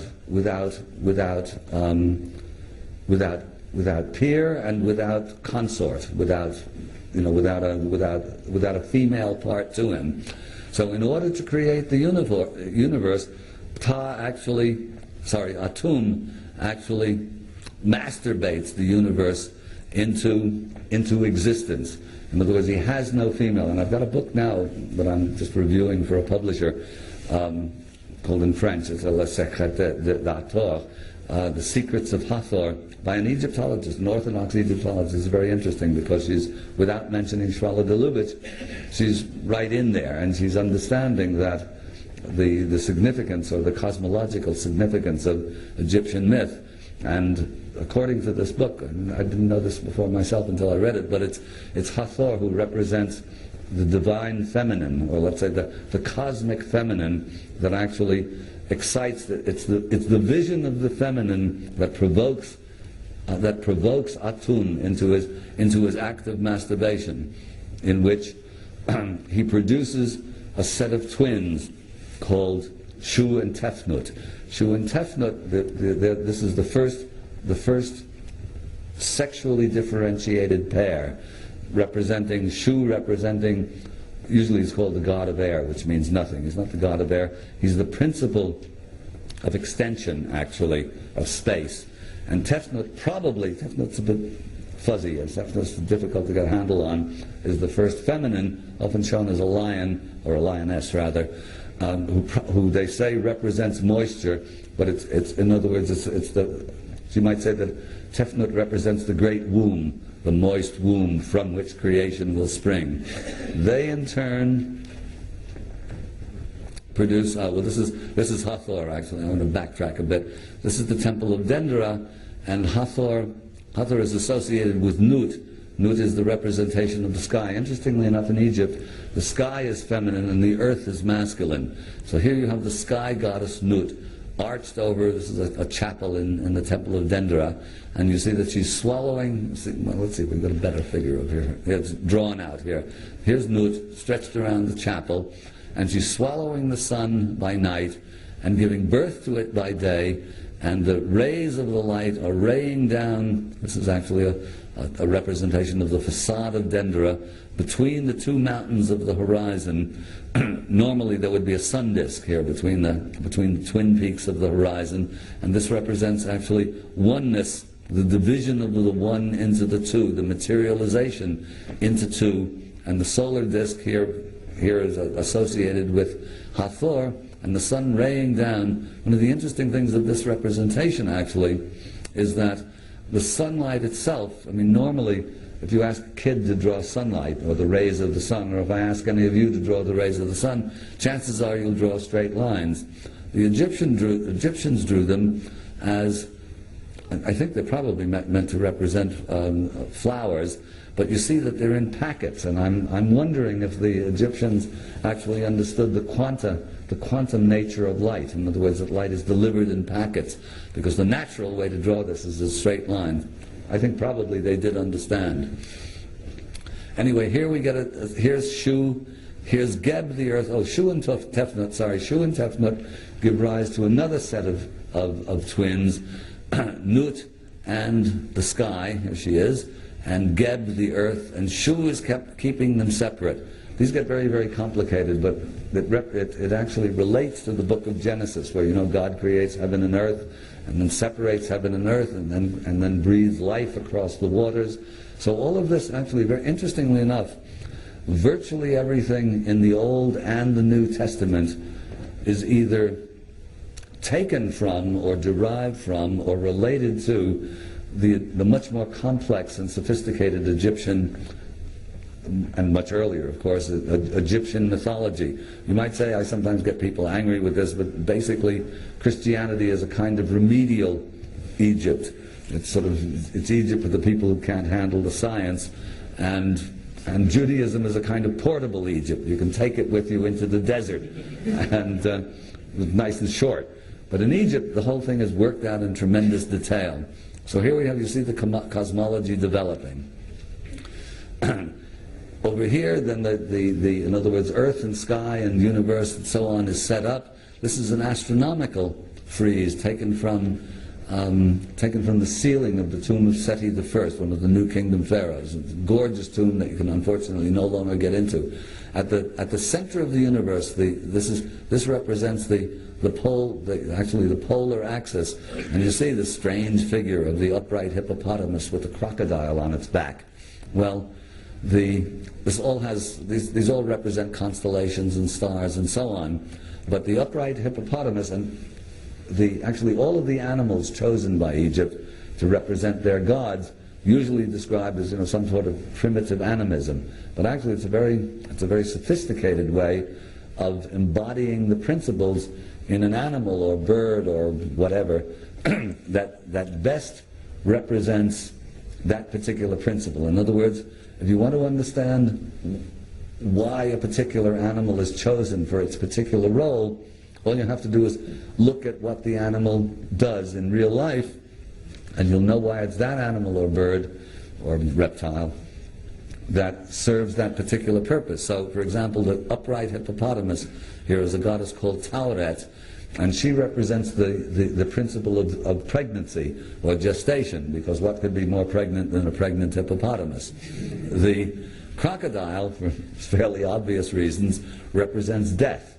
So at the very center of the universe, as it were, this is what is shown, a cycle of pregnancy, in other words, pre-birth creation, with the crocodile on its back, or death. So right at the very center of creation, becoming and return are symbolized through these two animals. Now we're getting into, actually we're getting closer to Earth, as it were.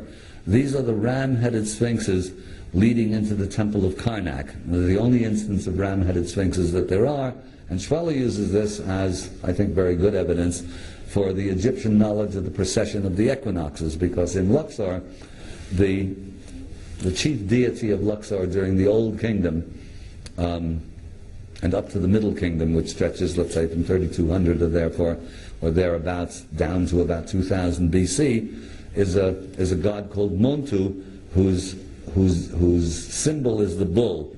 Just about 2000 BC, with the ingress into the sign of Aries, the worship shifts to Ammon, one of whose symbols is the ram. And in fact, in the texts, Ammon is referred to as the great ram in the sky.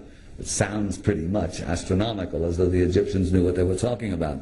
So here, right on schedule, the ram-headed sphinxes or the sphinxes of Ammon lead you into this great temple of Karnak, which actually represents material creation. Karnak is connected by an avenue of human-headed sphinxes to Luxor, which, as I said earlier, is the temple of man, or which represents the role of humanity within the grand cosmic scheme. That in turn is connected to a temple across the river. And all of these are connected by axes. In other words, you follow the axis of one, it leads right into the doorway of the other, and then across the river, miles away, leads into the doorway of a temple called Medinet Habu, which represents at once both the creation of the world and its harvest, as it were. So in other words, beginning and end. So the Egyptians are creating this and are living this huge cosmic, this huge recreation, or it's a magical reliving of the cosmic scheme. And then we have Ammon here. That's just a nice little close-up of the ram of Ammon.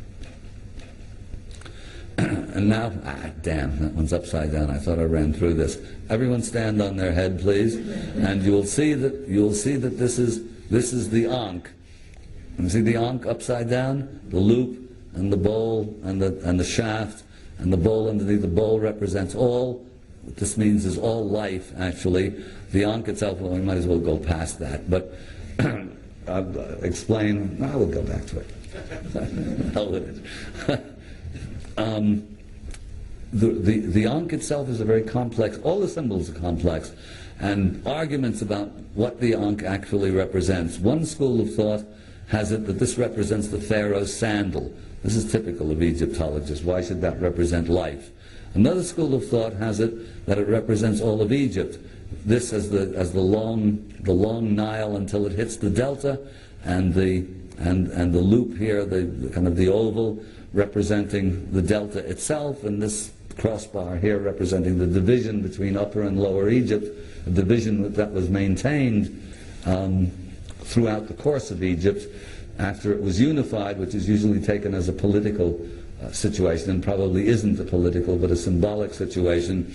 The Nile part, which is Upper Egypt, which is the south, representing spirit actually, and the lower part, the delta, which is the fertile bit, representing matter. And actually, so this is the fusion of spirit and matter. This makes sense.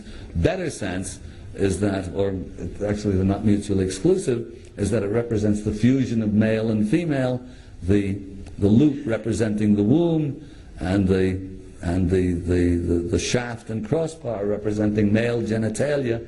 And what is life other than, what better symbol to represent life than the fusion of male and female?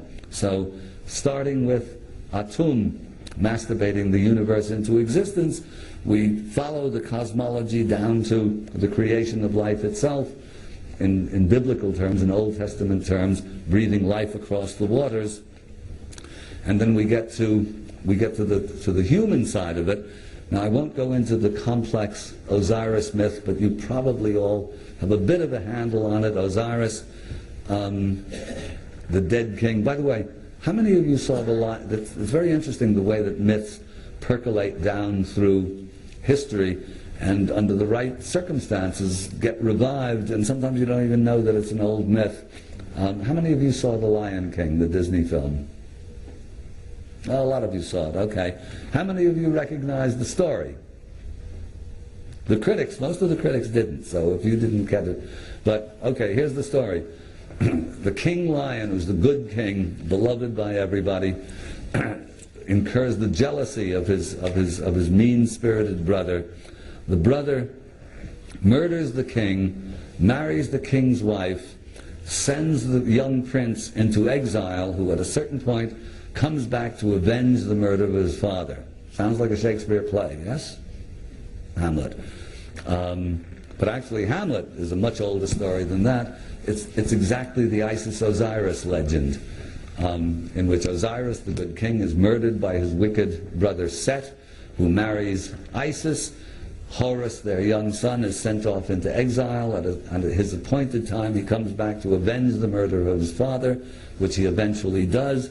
Meanwhile, within the Osiris myth, all of this is very, very complex, but it all makes perfect sense as the interplay of principles and really, again, the role of humanity within the great cosmic scheme. In the myth, Osiris, at one point in the myth, Osiris is cut into 14 pieces by Set.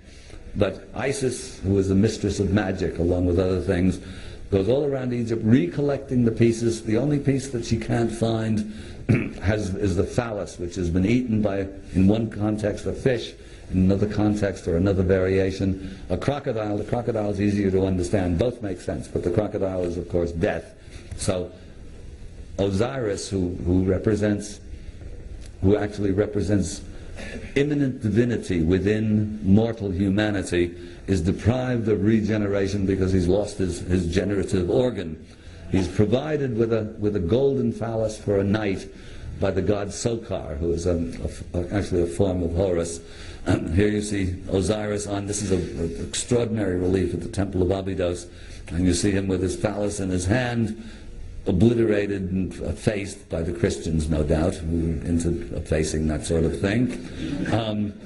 But in due course, what happens is that Isis appears, and in the form of a female falcon, or kite in other variations, sort of impregnates herself on the phallus of the dead Osiris, and she will eventually give birth to Horus. This actually is a much earlier representation of the Immaculate Conception. In other words, this is a spiritual.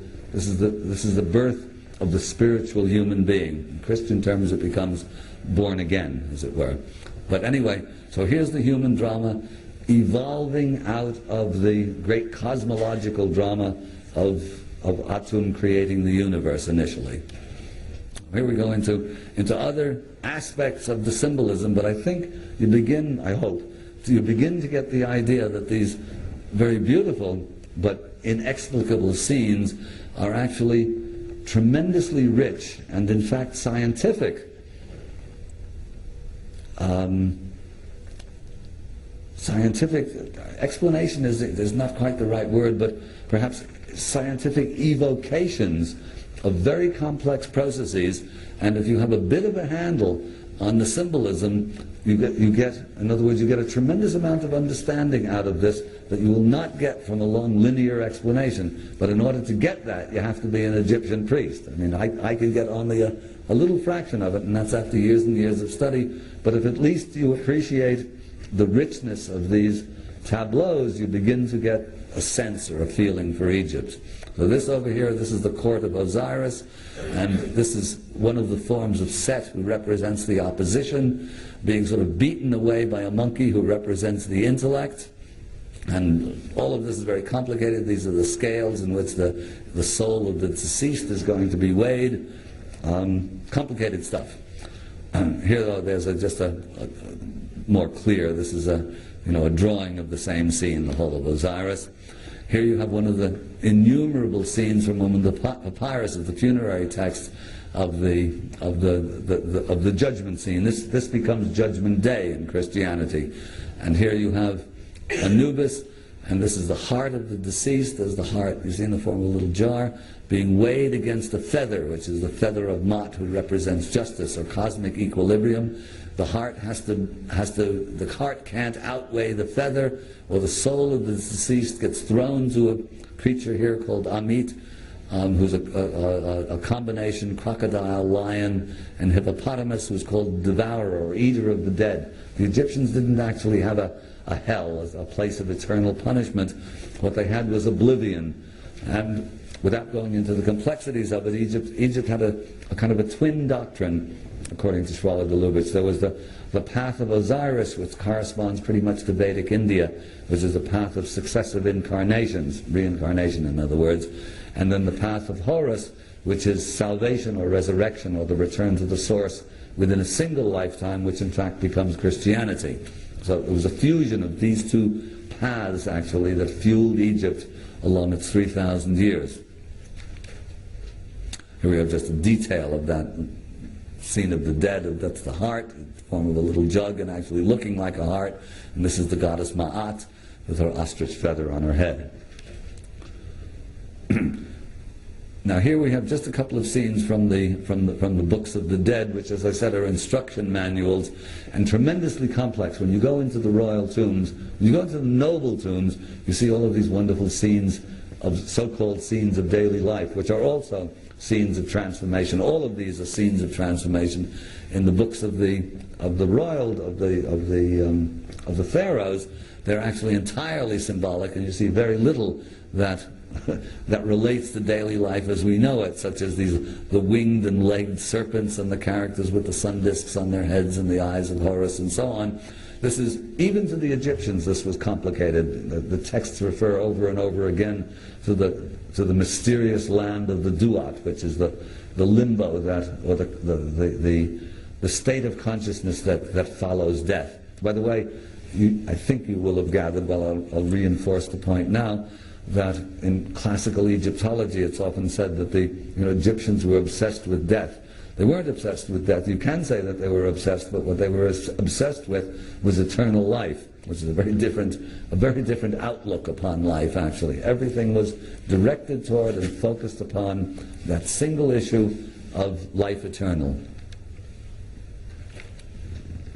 These are all just more scenes of the books of the dead. I won't try to explain them actually in the guidebook, in the Traveler's Key. I'm quite pleased with that chapter actually. That's derived from both Schwaller and a couple of other Egyptologists who were fairly clued in, trying to explain this very complicated sequence of what the soul must undergo after death, actually, which corresponds to a certain extent to the Tibetan Book of the Dead, which is about the same sort of thing. The whole idea being not to reincarnate, actually, but to achieve immortality in one fell swoop. In the Tibetan Book of the Dead, what happens at the end of 49 days? They say, sorry guys, you didn't make it, better luck next time, you're going to have to come back. More scenes from the Book of the Dead. You see these five-headed serpents and the character with the scarab attached to his consciousness. All very complex stuff, but very beautiful. Now this is an interesting scene. The Egyptians had a jillion ways of expressing this notion of exaltation or transformation. So here what we have, this is a scene, it's what's called the Botanical Garden of Thutmose III. It's part of the Temple of Karnak. And you see rather unusual scenes here. Here you see a lotus flower, and what it's doing is that it's producing more lotuses from its corolla. In other words, what's being represented here, this is a phenomenon that happens in botany. It's rare, but it does happen. And what's represented here, or what's symbolized here, is effectively born again in Christianity. It's producing new life without sexual reproduction. In other words, it's creating itself out of itself. So the Egyptians had a jillion different ways of expressing this transformation, as it were, of matter into spirit, or back into spirit. Here we have the cobra friezes around the walls of Saqqara, and these represent actually, the cobra is always said protection. It's not actually protection. The cobra often is seen, as the diadem of the king. It's shown rearing out of the king's forehead. Right here, it actually represents the risen Kundalini. The Egyptians understood this perfectly well. The Indian doctrine actually correlates to the Egyptian quite closely. And so the cobra friezes actually represent the risen Kundalini coming out of the third eye, or the pineal gland. Here an interesting scene. Here this is one of the effaced figures of the great Queen Hatshepsut, and here you see Thoth, or Jehuti, representing cosmic wisdom, and Horus, the falcon, representing the return to the source, or the principle of resurrection, pouring the waters of life for eternity over the effaced figure of the queen. The reason she's effaced I won't go into, very complicated, everybody disagrees with it, but anyway, she was Hatshepsut was the great queen who took on herself the role of pharaoh, and that probably was illegitimate, or considered illegitimate, which is why they effaced her image. But here you have the ibis of Thoth, or Jehuti, and the falcon of Horus, and the reason why the ibis for wisdom. Actually, interesting. And also at the same time the baboon. The ibis is a bird, a wading bird that stalks through the water, a very intelligent bird, and in other words, it's continually seeking food. It's kind of walking along in the mud, looking for fish or crustaceans or whatever, and it goes and it gets its food. So in other words, it's continually on the search for nourishment. And then as baboon, the baboon is an animal that squats on its heels, was lost in what appears to be contemplation for hours on end. So if you're looking for animals to represent wisdom, what better animals than one that seems to be searching and another one that seems to be contemplating? Horus represents the return to the source, or the ascent back into divinity. So the falcon is a bird that hovers high up in the eye of the sun looking for its prey, and when it finds it, it sort of swoops down at tremendous speed, a couple of 100 miles an hour, grabs its prey and then flies back up into the eye of the sun again. So what better animal to express the return to the source? So each of the animals that seem so bizarre, let's see who comes up next. Okay, now these are just a couple of symbols, but when you get into it, you start seeing that all of the animals make quite specific sense within their context. Here we have the very complex symbolism of flail and crook. This is Osiris, one of whose epithets is the Good Shepherd, which of course filters down into Christianity. The crook is an instrument used for gathering the sheep into the fold. The flail is what separates the wheat from the chaff, and it also serves as an instrument of punishment.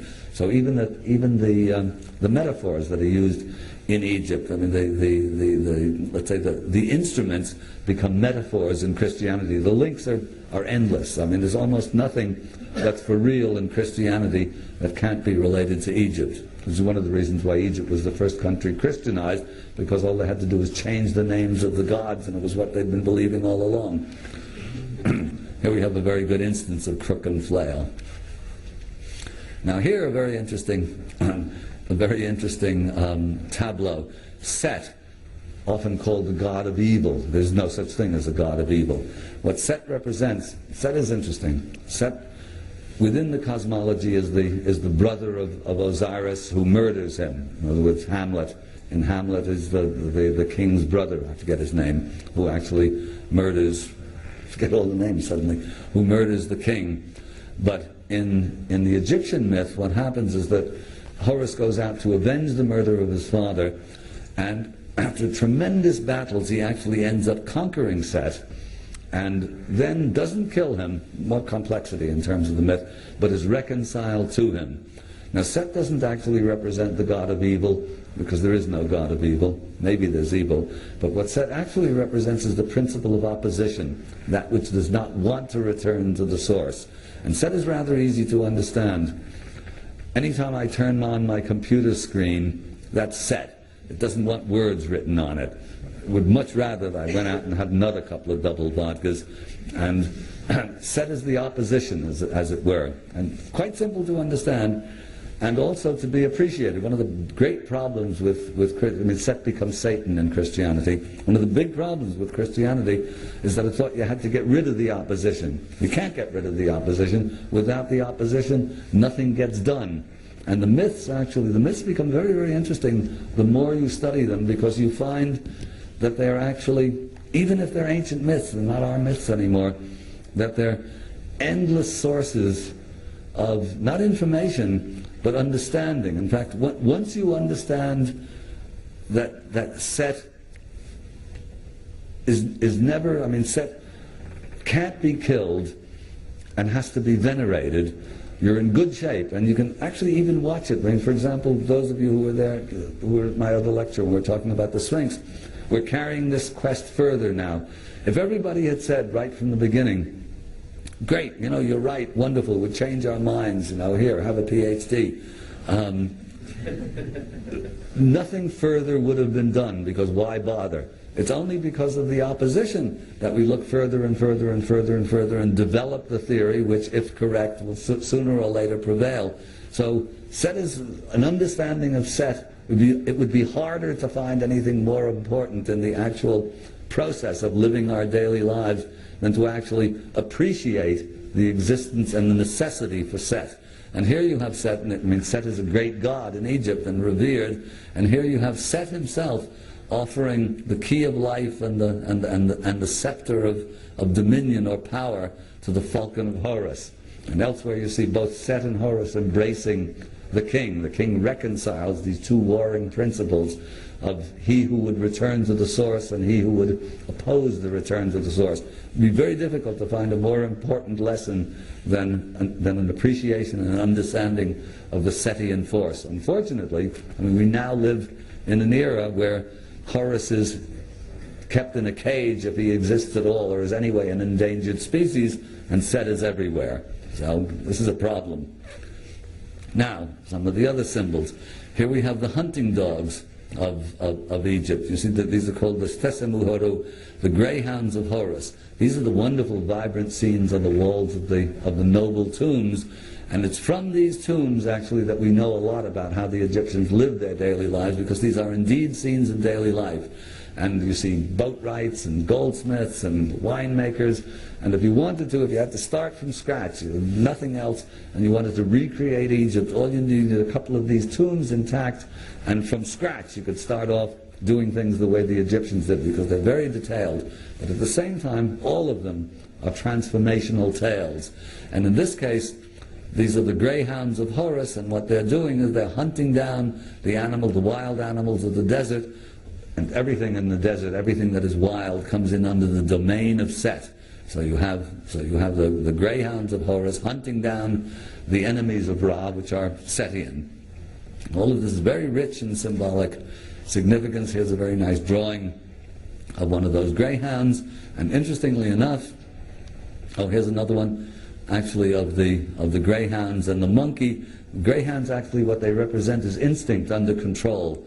The monkey on a lead represents the cerebral chattering intellect, same as in China, under control, being led actually to the deceased as offerings. And over here you see the dogs still exist. Actually, I lived on Ibiza, the island of Ibiza, off the coast of Spain for many years, and there the hunting dogs of Egypt remain pure, as a pure breed. And I've always had these dogs. This last one died a few years ago, and I've been so busy traveling that I don't have another one. But interesting that it filters down over the years, and the wonderful greyhounds of Egypt are still with us.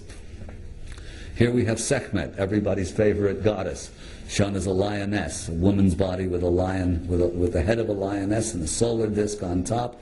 She represents the female aspect of the fire principle, and she is the consort of Ptah, the consort, the architect of heaven and earth.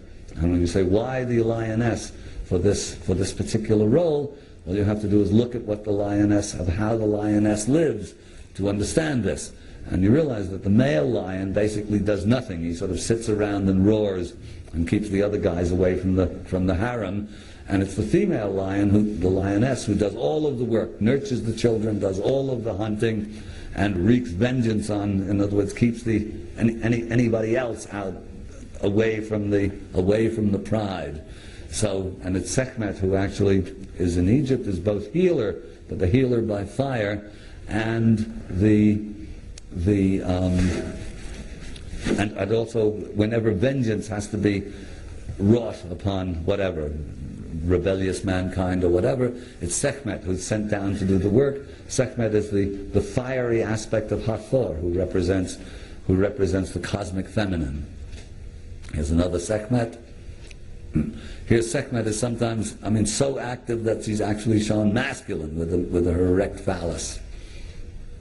Here we have the erecting of the Jed column, which represents the backbone symbolically the backbone of Osiris, that which allows organic life to stand upright. All of this, as you see, very complex tableaus. Here the Falcon of Horus, a beautiful representation at the Temple of Edfu. Another, there's Horus again, against the very corrupted art of the late period of Egypt, the Ptolemaic period. Here's a beautiful Hathor face from the great temple of Hatshepsut of Deir al-Bahari on the west bank of the Nile.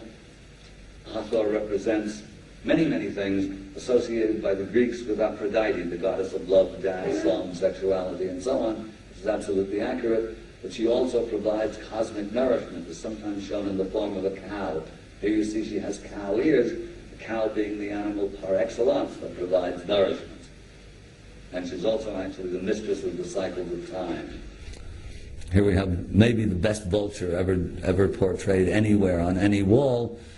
This is another form of Hathor, actually. This is Nekhbet, who represents the sky goddess. Beautiful. This is also at Hatshepsut's temple. And here an interesting statue. These are called cube statues. And you see you have a figure. This is Senmut, the architect of Hatshepsut, who's the ward of her little daughter, shown here. The usual explanation of these strange statues is that the Egyptians were saving money by just sort of showing it as a cube rather than showing the whole figure. Actually, what's being symbolized here is the emergence of spirit, shown as here the great architect Senmut and the little princess, who was a young little girl. It's spirit emerging out of matter. And here we have interesting representation, because Egypt, it's always said by the Egyptologists that the Egyptians were very elitist, and the people couldn't use the temples to pray at. In other words, the people were always kept outside, and this is supposedly undemocratic. But by the same token, let's say a baseball team is also very undemocratic. You or I can't go and play at Yankee Stadium because we haven't paid our dues, and we can't go work at the local nuclear laboratory either because we happen not to be physicists. These are obviously very elitist organizations that won't let us get in there and play with the particle accelerator. But actually, in Egypt, in fact, it was sort of trickle-down religion. This little symbol here of a lapwing represents all of the people. So on all of the columns and all of the temples, and the symbol here means all. So what it means here is all of the people worship. So technically they weren't allowed in the temple, but symbolically they were there too, performing the rites in honor of the gods or the principles. What are we doing here? And then the final actually, the final stage of the process actually is, and this is interesting too, back to the Lion King. You may remember that at a certain point the little lion cub asks his father, he looks up in the sky at the stars and says, "What are those?" And the father, the king lion, says, "Oh, those are the souls of dead kings." This is interesting because it means that whoever wrote the script of that Disney movie didn't just know Hamlet, but also knew Egypt, because associating the stars with the souls of dead kings is strictly Egyptian. This is not part of Shakespeare's play. And here you have a representation actually of this connection between star or stellar consciousness and human consciousness. You see, connected by lines of energy or consciousness to the third eye of this particular character. This comes from actually one of the shrines of Tutankhamun, and it's a very interesting representation. It also represents, as far as I'm concerned, in some way or the other, this means that the Egyptians had an astrology of some sort, because when you connect stars with human consciousness, in some way or another, you've got an astrology going. The Egyptologists denied that the Egyptians actually had an astrology. Now we're getting into, now we're going to take a very brief potted tour of Egypt, going through some of the major sites very quickly, but you'll see then it becomes quite graphic when you follow the sequence, that Egypt is even Egypt, lasting for dynastic Egypt, lasting a full over 3,000 years, and if we're correct with our Sphinx theory, many, many thousands of years before that, on a descending slope, starting off at its peak, and if I'm right about this Sphinx, well, we're talking about 36,000 years or something like that. Even if I'm wrong, we're certainly talking about more thousands of years, but there's absolutely nothing on Earth remotely like this extraordinary Sphinx. And this is the dawn of civilization, but it's civilization at its high point. So if this is correct, Church of Progress has a lot of thinking to do to try to account for this and call ourselves civilized. Anyway, here we have our Sphinx, all weathered by water, as we've seen. And now we go on to our pyramids here. Here we have interesting... How are we doing the time? We're getting late, so I'm not going to go into a lot of this. But the pyramids are probably... The pyramids of Giza and Dashur, which are related, these are all 4th dynasty, are probably not tombs. This is the step pyramid, a diagram of... Step pyramid is very definitely a tomb. And the tomb architecture... There's a tomb logic, let's say. The sarcophagus is in one place, funerary furniture and so on in another. Everything is set up so that you can put all of the funerary offerings there. When you get to these extraordinary temples, pyramids of Giza and Dashur, there's no logic whatever to it. Everything is different from everything else, and nothing seems to work as a tomb. This is the Great Pyramid here. This is the bent pyramid of Dashur, which actually has 2 different entrances. This is the pyramid of Meidum, far away. This is the other view of the bent pyramid. This is this is the red pyramid. Those of you who were at the lecture the other day, when I was talking about this megalithic site underneath the hole here, or maybe I was talking about it in private conversation. Anyway, this is a big piece of the puzzle. This is the Khafra pyramid, this is the Menkaura pyramid. Everything is different. Nothing works as a tomb. No evidence of a burial has ever been found in any of these pyramids. In all of the other pyramids that really were tombs, there's plenty of evidence that they were used as tombs, inscriptions, funerary remains, and so on. What were they used for? Nobody really knows. My own guess is that they were gigantic techno-spiritual instruments designed to further this acquisition of immortality. But exactly how they worked, I don't know. I'm inclined to think that they were places where high initiations of some sort were being carried out. But nobody can really prove this. They also can't prove that they were tombs. So this is another one of those enduring mysteries. Now we go along through. Here we are at Saqqara, 3rd dynasty, before the major pyramids were built. And you see, very beautiful, modern-looking construction. This is the step pyramid itself. And here you see the details of the wall. And if somebody told you, I mean, it looks very modern, doesn't it?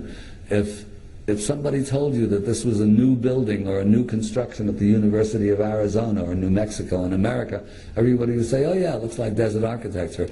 Well, the reason for that is actually formal. When Marcel Breuer and the architects around the turn of the century of the Bauhaus school were looking for a way out of the clutter of Victorian architecture, they went back not to classical Rome and Greece, as did the classicists of the 18th century.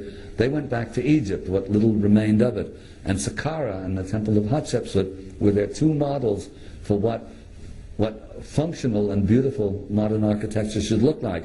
So it's very interesting, because there isn't much modern architecture that works, because most of it is consecrated to mammon, and the whole idea is to build as much as possible for as little as possible to make as much money as possible. So the concept of the sacred has pretty well been buried.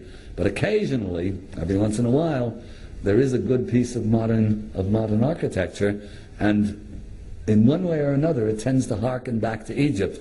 Here you see an architect's reconstruction of the whole complex at Saqqara, and you see that this doesn't look like ancient architecture really. It looks very high-tech and absolutely spectacular, and this is what all of Egypt must have looked like in its day. So from this you use your mind's eye and you get a sense of what this whole place must have been like. Here we have a remarkable statue called the Sheikh al-Balad, which means the Sheikh of the village. Also Old Kingdom. But look at the eyes. You'll see a close-up of them again. You see these eyes here? They look back at you. Here's a still better one. This is in the Louvre. These inlaid eyes, which were at their height in Egypt in the Old Kingdom in the 4th dynasty. After that, the ability to do these eyes declined. They were used a bit in the New Kingdom about 1,000 years later, and then they disappeared altogether. Now, what's interesting about these eyes apart from the fact that makes the statue look alive, is that they're made, to begin with, they're very difficult to make. They're made out of 4 different kinds of quartz crystal, which is almost impossible stone to work, particularly with, with presumably primitive tools. But also, more importantly, according to Schwaller, in order to produce these eyes, you need a very advanced and sophisticated knowledge of anatomy, because you have to understand the refractive and reflective properties of the eye in order to produce an eye that looks back at you like that. When the workmen found these statues, by the way, turn of the last century, they ran away screaming, because they dig away the earth and suddenly they'd have a guy like this looking up at them out of the hole, and they thought the statue was alive, and they weren't far wrong. There's another view of this is the squatting scribe, it's called. He's in the Louvre. Here you have the furniture of the mother of Khufu, Queen Hetepheres. And you see, I mean, you're all probably familiar, at least in photographs, with the wonderful funerary furniture of Tutankhamun. But it's a bit Baroque, I must say, for my taste, and getting degenerate already. Much earlier, 1,200 years earlier, you had these very clean lines, almost looking like Egyptian Danish modern, in the mother of Khufu. Now here we have, this is the temple of Hatshepsut, now with the 3rd level restored, and again you get the sense, if somebody told you this has been designed by Frank Lloyd Wright, you'd have said, good job, Frank. You're really learning something. And this is, of course, 1450 or so BC. Fabulous temple. This is what's called the unfinished obelisk. They couldn't get it out of it developed a crack. This isn't it, the crack's along here actually. When they were pulling it out of the quarry, you could no longer walk upon it, idiots. But had they been able to get this out of the rock, this is down at Philae. All granite in Egypt came from the south in Aswan and then was transported hundreds of miles down the river to set up as obelisk. This obelisk would have been the biggest ever. It would have weighed 1,200 tons if they could have gotten it out of the rock. And it's all done, and here it's quite clear that it's done with very simple methods. I mean, how it's prized out of the bedrock, how the bedrock's pounded away, then how they get it out of here and float it down the river. This is another problem that I won't go into here, but those of you who come to Egypt with me will discuss it on site. But it's a very interesting logistic and engineering problem. This is Hatshepsut's successor, Tutmosis III, the great conqueror of Egypt, with this marvelous mystical face, absolutely gorgeous statue.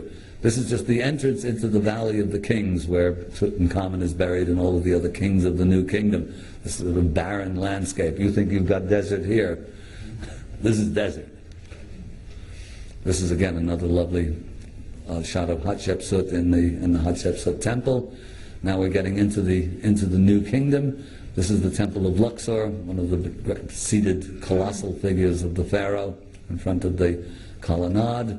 You get a very different sense of it. This is the heretic pharaoh Akhenaten, about whom more controversy exists than probably any other single figure in Egypt. I won't go into it here. Akhenaten, there's very little left of Akhenaten, and most of the good stuff is either at the Luxor Museum or the Cairo Museum. Almost no one is left unmoved by this stuff. Some people think that this is the best thing that Egypt ever produced. Others get the creeps from it and are anti-Akhenaten. I personally am anti-Akhenaten. I wouldn't want to be ruled by this guy. But under Akhenaten, the art of Egypt, very briefly, took a very different form, rather sort of Art Deco looking, much more. What it loses in sort of spiritual purity, it gains in vivacity, as it were. So there's very interesting artwork going on during Akhenaten's brief reign, and afterwards, within a couple of years, it all goes back to classical Egypt again, one of the big mysteries. This is the great temple of Abu Simbel. If you're going to be a king, this is how you should look. None of this nonsense.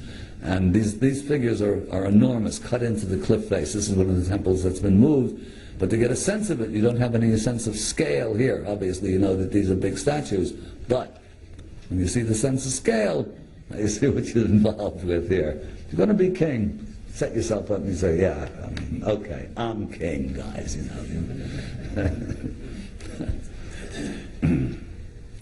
This is what Egypt looked like when the Egyptologists, before the Egyptology began. These are Napoleon's drawings, the drawings of Napoleon's draftsman when he came in, and you see right up to the capitals of the columns. This is, I think, Dendra, anyways, the Ptolemaic temple. You see what's happening now. We've gone from the Sphinx into the pyramids and this extraordinary sculpture of the Old Kingdom, down into the New Kingdom with Abu Simbel and Luxor and Karnak and Hatshepsut's temple, and now here we are in Ptolemaic times, following Alexander. This is where here we're talking about 200 or so BC, and you see that the architecture looks very different. Actually, these temples still have a lot of power, but the artwork has become corrupted and much more complex, ornate. The sense you get of Ptolemaic Egypt is of overripe fruit ready to drop off the tree. In other words, Egypt has lived out its life cycle, and there's not going to be much more of it left. And then what happens, you see, the wonderful, we saw before, Hatshepsut, the Hathor heads, and the Tutmosis face, and the Sheikh el-Baled, and all of these wonderful figures. You see here, it's all become stiff and corrupted, and the figures themselves have changed enormously. In Old Kingdom Egypt, the women all look like models and the men all look like long-distance runners. In the New Kingdom, the women all look like movie sex queens and the men all look like football players. When we get into Ptolemaic times, the women look like 40s, we're here in Australia, like hookers at King's Cross, and the men as though they've just come back from the orgy, and probably they have. And everything is becoming corrupted and degenerate, except, and then finally what happens is that Egypt gives way to Rome and Greece, and not even Rome and Greece at their best.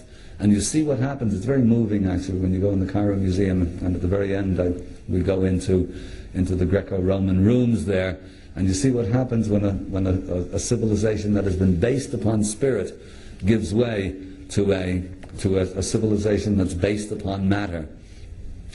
And you see here we are, Greco-Roman, said here this guy has definitely come home from the orgy, or is maybe still at it. It's a long way from the kings of Egypt. And here we have, this is the famous, the Ba bird, which represents the eternal spirit, as it were. And here's, in Roman times, and here's the version in the New Kingdom of the human-headed falcon hovering over the body of the deceased. And I think we're going to have to switch this, just to say, well, here's the Sphinx, who's turned into Tony the Tiger. I don't know if you have Tony the Tiger here on your Kellogg's cornflakes. And I think now, here's what happens, another Sphinx here. We're a long way from Giza here, and I think this is the last one. Wait, coming to the end here. Egypt is degenerating, Rome and Greece take over. The last gasp of Egypt, or almost the last gasp, or the last sort of major gasp of Egypt, takes place in Alexandria, and what are called the catacombs of Komal-Chugafa, which are erected by a wealthy private family somewhere in the 2nd century AD. It's a big circular well, and in it are reliefs. And you see what's happened to Egyptian art. This is the sacred bull of Ptah, and you see the whole thing has become a kind of a, you see them here, this is the rearing cobra, all mixed up with Greek and Roman motifs, and the whole of sacred Egypt has turned into a kind of an underground Disneyland. What happens then is that Christianity takes over, and does not, in fact, go around blasting everything to pieces as Christianity usually does, but in fact takes over the temples, carves the Coptic cross into the walls or into the columns. This is at Philae, the great temple of Isis at Philae, and appropriates Egypt for itself. Christianity is then replaced by Islam, who has even less regard for ancient Egypt. Here you see the gods of Egypt reduced to a backdrop on the rear end of a camel. Like that. Here's just a couple of Egypt scenes of what it looks like, today down the Nile, the kind of boats that we go on when we're on the trips. And here's a fabulous sunset against a date palm. And what I want to read you here, can I have the lights on?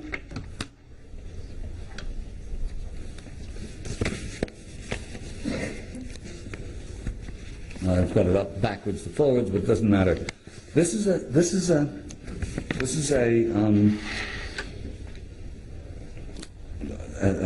entry in what's called the Hermetica, which are big arguments about the actual provenance of the Hermetica. But the usual explanation, this is 2nd or 3rd century A.D.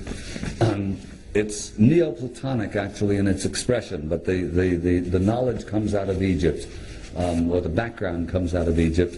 And this is Hermes Trismegistus, who is the Greek equivalent of Thoth or Jehuti, wisdom. And he's talking to Asclepius, who is not Asclepius the doctor, but the Asclepius the Greeks associated with Imhotep, the great sage, architect, builder of Egypt. And he's prophesying for the future. And this is an extraordinary prophecy. Remember, this is 2,000 years ago. And I won't read all of it. I'll select, but it's see what you think of this as a prophecy of the future. Do you not know, Asclepius, that Egypt is an image of heaven? Or to speak more exactly, in Egypt all the operations of the powers which rule and work in heaven have been transferred to earth below. Nay, it should rather be said that the whole cosmos dwells in this our land as in its sanctuary. And yet, since it is fitting that wise men should have knowledge of all events before they come to pass, you must not be left in ignorance of this. There will come a time when it will be seen that in vain have the Egyptians honored the deity with heartfelt piety and assiduous service, and all our holy worship will be found bootless and ineffectual. For the gods will return from earth to heaven. Egypt will be forsaken, and the land which was once the home of religion will be left desolate, bereft of the presence of its deities. O Egypt, Egypt, of thy religion nothing will remain but an empty tale, which thine own children in time to come will not believe. Nothing will be left but graven words, and only the stones will tell of thy piety. And in that day men will be weary of life, and they will cease to think the universe worthy of reverent wonder and of worship. And so religion, the greatest of all blessings, for there is nothing, nor has been, nor ever shall be, that can be deemed a greater boon, will be threatened with destruction. Men will think it a burden and will come to scorn it. They will no longer love this world around us, this incomparable work of God, this glorious structure which he has built, this sum of good made up of things of many diverse forms, this instrument whereby the will of God operates in that which he has made, ungrudgingly favoring man's welfare, this combination and accumulation of all the manifold things that can call forth the praise, veneration, and love of the beholder. Darkness will be preferred to light, and death will be thought more profitable than life. No one will raise his eyes to heaven. The pious will be deemed insane, and the impious wise. The madman will be thought a brave man, and the wicked will be esteemed as good. As to the soul, and the belief that it is immortal by nature, or may hope to attain to immortality, as I have taught you, all this they will mock at, and will even persuade themselves that it is false. No word of reverence or piety, no utterance worthy of heaven and of the gods of heaven will be heard or believed. And so the gods will depart from mankind, a grievous thing, and only evil angels will remain, who will mingle with men and drive the poor wretches by main force into all manner of reckless crime, into wars and robberies and frauds and all things hostile to the nature of the soul.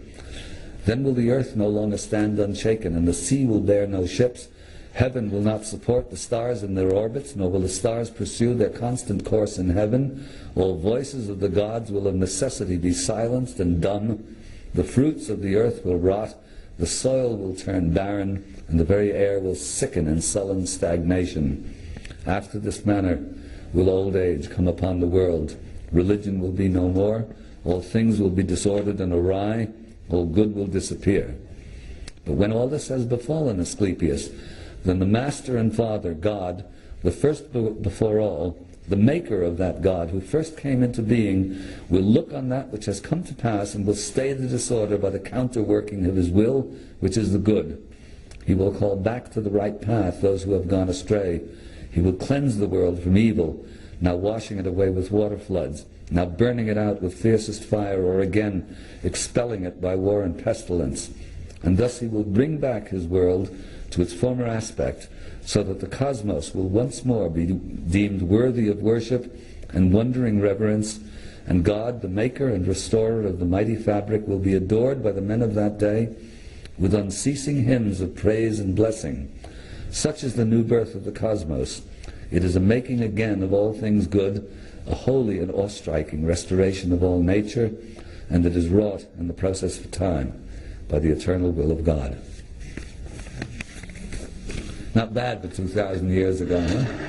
Sounds sort of like the business about the sullen stagnation and the earth rotting and so on. Sounds a bit like the headlines of any daily newspaper, doesn't it? But anyway, that's the process, as I've been explaining throughout this whole thing. It's an organic process, and we're now at the cusp of an age, and it is certainly in a deep downhill spiral, but the seeds of the new are being planted, and it's basically up to us. Here we have a very rare example of, I've got it up backwards to forwards unfortunately, but you see that the head of Set and the head of Horus on a single figure reconciled, as it were. And over here we have the figures again. This is the actual shrine of Tutankhamun with those mummiform figures connected by rays of consciousness to the star. And here we have it again more clearly, the star of heightened or cosmic consciousness connected to the human being, because that's our destiny. And basically it's up to us to make the prophecy come true. I have an idea that God's not going to see to it on his own unless he gets some help from us. And so I thank you very much.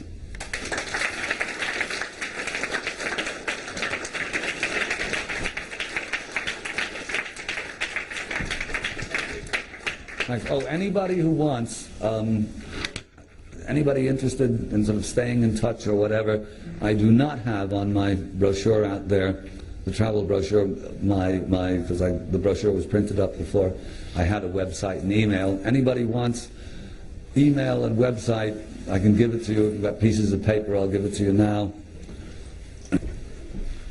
Everybody who has pencil and paper have it? Okay. Email is my initials, JAW Sphinx, SPHINX, at AOL.com. Website is all JAW Sphinx, of course, one word. It's not case sensitive, so it doesn't matter if it caps or small letters. Website is http Harry Thomas Thomas Peter / members, as in members of parliament, AOL.com/JAW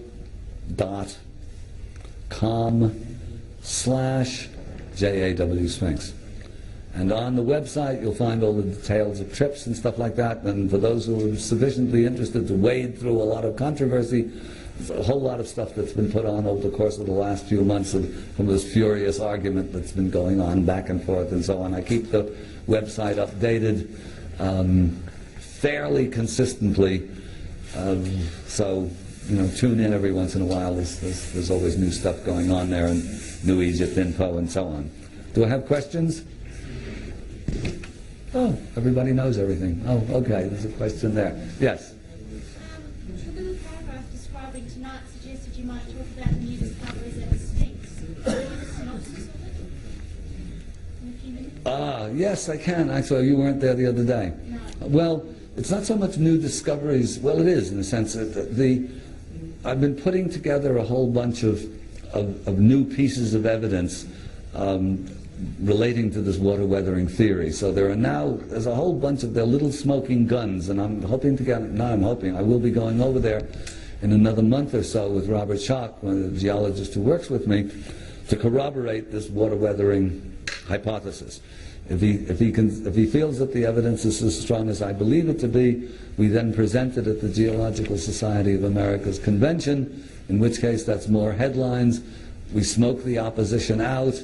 The next stage is to get a bunch of independent geologists over to corroborate or rebut the evidence as they see fit, and then that leads, we hope, to more permission to get over there with seismographs and radar and so on to look for still more evidence. Without the slides here, actually, it's difficult to go into these different bits and pieces of evidence, but mostly it concerns more more water weathering in places where there's not supposed to be any water weathering. Meanwhile, there's the competing team, you might say, a guy called Joe Shore, who's, without going into a long song and dance, but basically out to sort of reap the glory for himself and be the one who discovers the Hall of Records, who supposedly has permission, he could be over there now, to himself go over there with, mainly he's going to be working with ground penetrating radar to see if he can establish once and for all the cavity under the paw of the Sphinx, to the satisfaction of the authorities. And at a certain point, if particularly Zahi Hawass, the director of the Giza Plateau, is convinced that there really is a chamber there, we're absolutely certain. We're not absolutely certain, but we're about as sure as damn it that there really is such a chamber. Then it's a question of somewhere along the line getting permission for somebody to drill a hole and put a fiber optic camera down in there and see if there really is anything in there. I myself would not like to put too many eggs in that basket, because A, it's liable to be full of water because it's deep underground and the water table has risen, and B, if it is a chamber, and I'd take bets that it is, there could be nothing in there. It could have been emptied by the dynastic Egyptians, by whoever it was that repaired the Sphinx initially. So, and on the other hand, if they go in there and they find the tablet that says, this was carved by Ahmed the Atlantean in 1703 BC, nobody would be happier than me. I would like to be the guy who finds it, but who cares? I mean, whoever finds it, finds it. That's, in a nutshell, that's sort of what's going on there. A lot, in other words. Because this is, if we can corroborate these little bits, they don't look like much to the naked eye, but they're the kinds of pieces of evidence that at a certain point, when you put them all together, at a certain point, enough people have to say, we can't explain this in any other way other than that there's an earlier stage to this civilization. And then from then, at that point, things start happening quickly. It's a bit like when they finally decided that these huge bones that they were finding all over the place in Europe and America throughout the 18th century. In 1838, when somebody finally had clicked into place and said, yes, this has to be an extinct animal, within a couple of decades, there were dinosaurs all over the place. Everyone found them. And I think it's the same thing with this.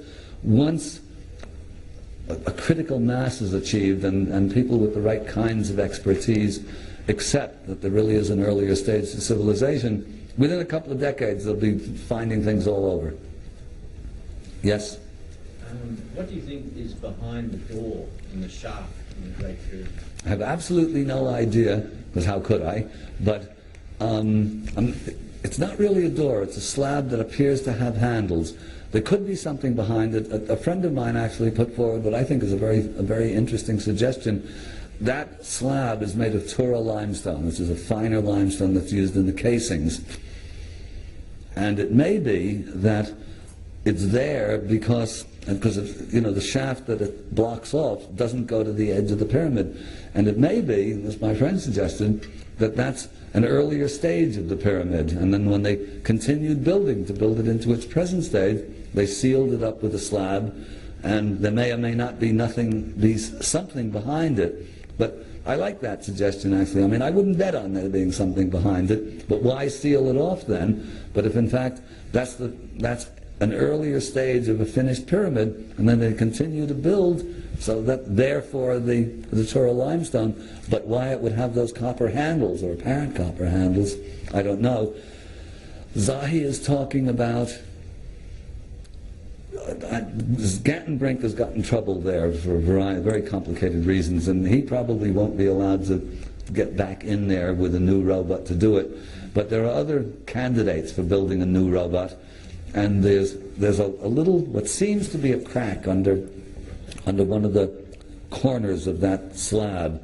And if they can stick a fiber optic camera through there, they might do that to see what's behind. If in fact the crack doesn't really extend all the way through, then they're in trouble. Then they have to drill through the slab or the block, however big it is, and nobody knows how big it is. But they can do this. This is within the capacity of one of those little robots, and stick a camera behind there. But it would appear Zahi is, and if Zahi's for it, then all the other guys will be for it. that he's open to this, to getting through there to see what it is. Again, it's not a basket I'd like to put too many eggs in. Yes.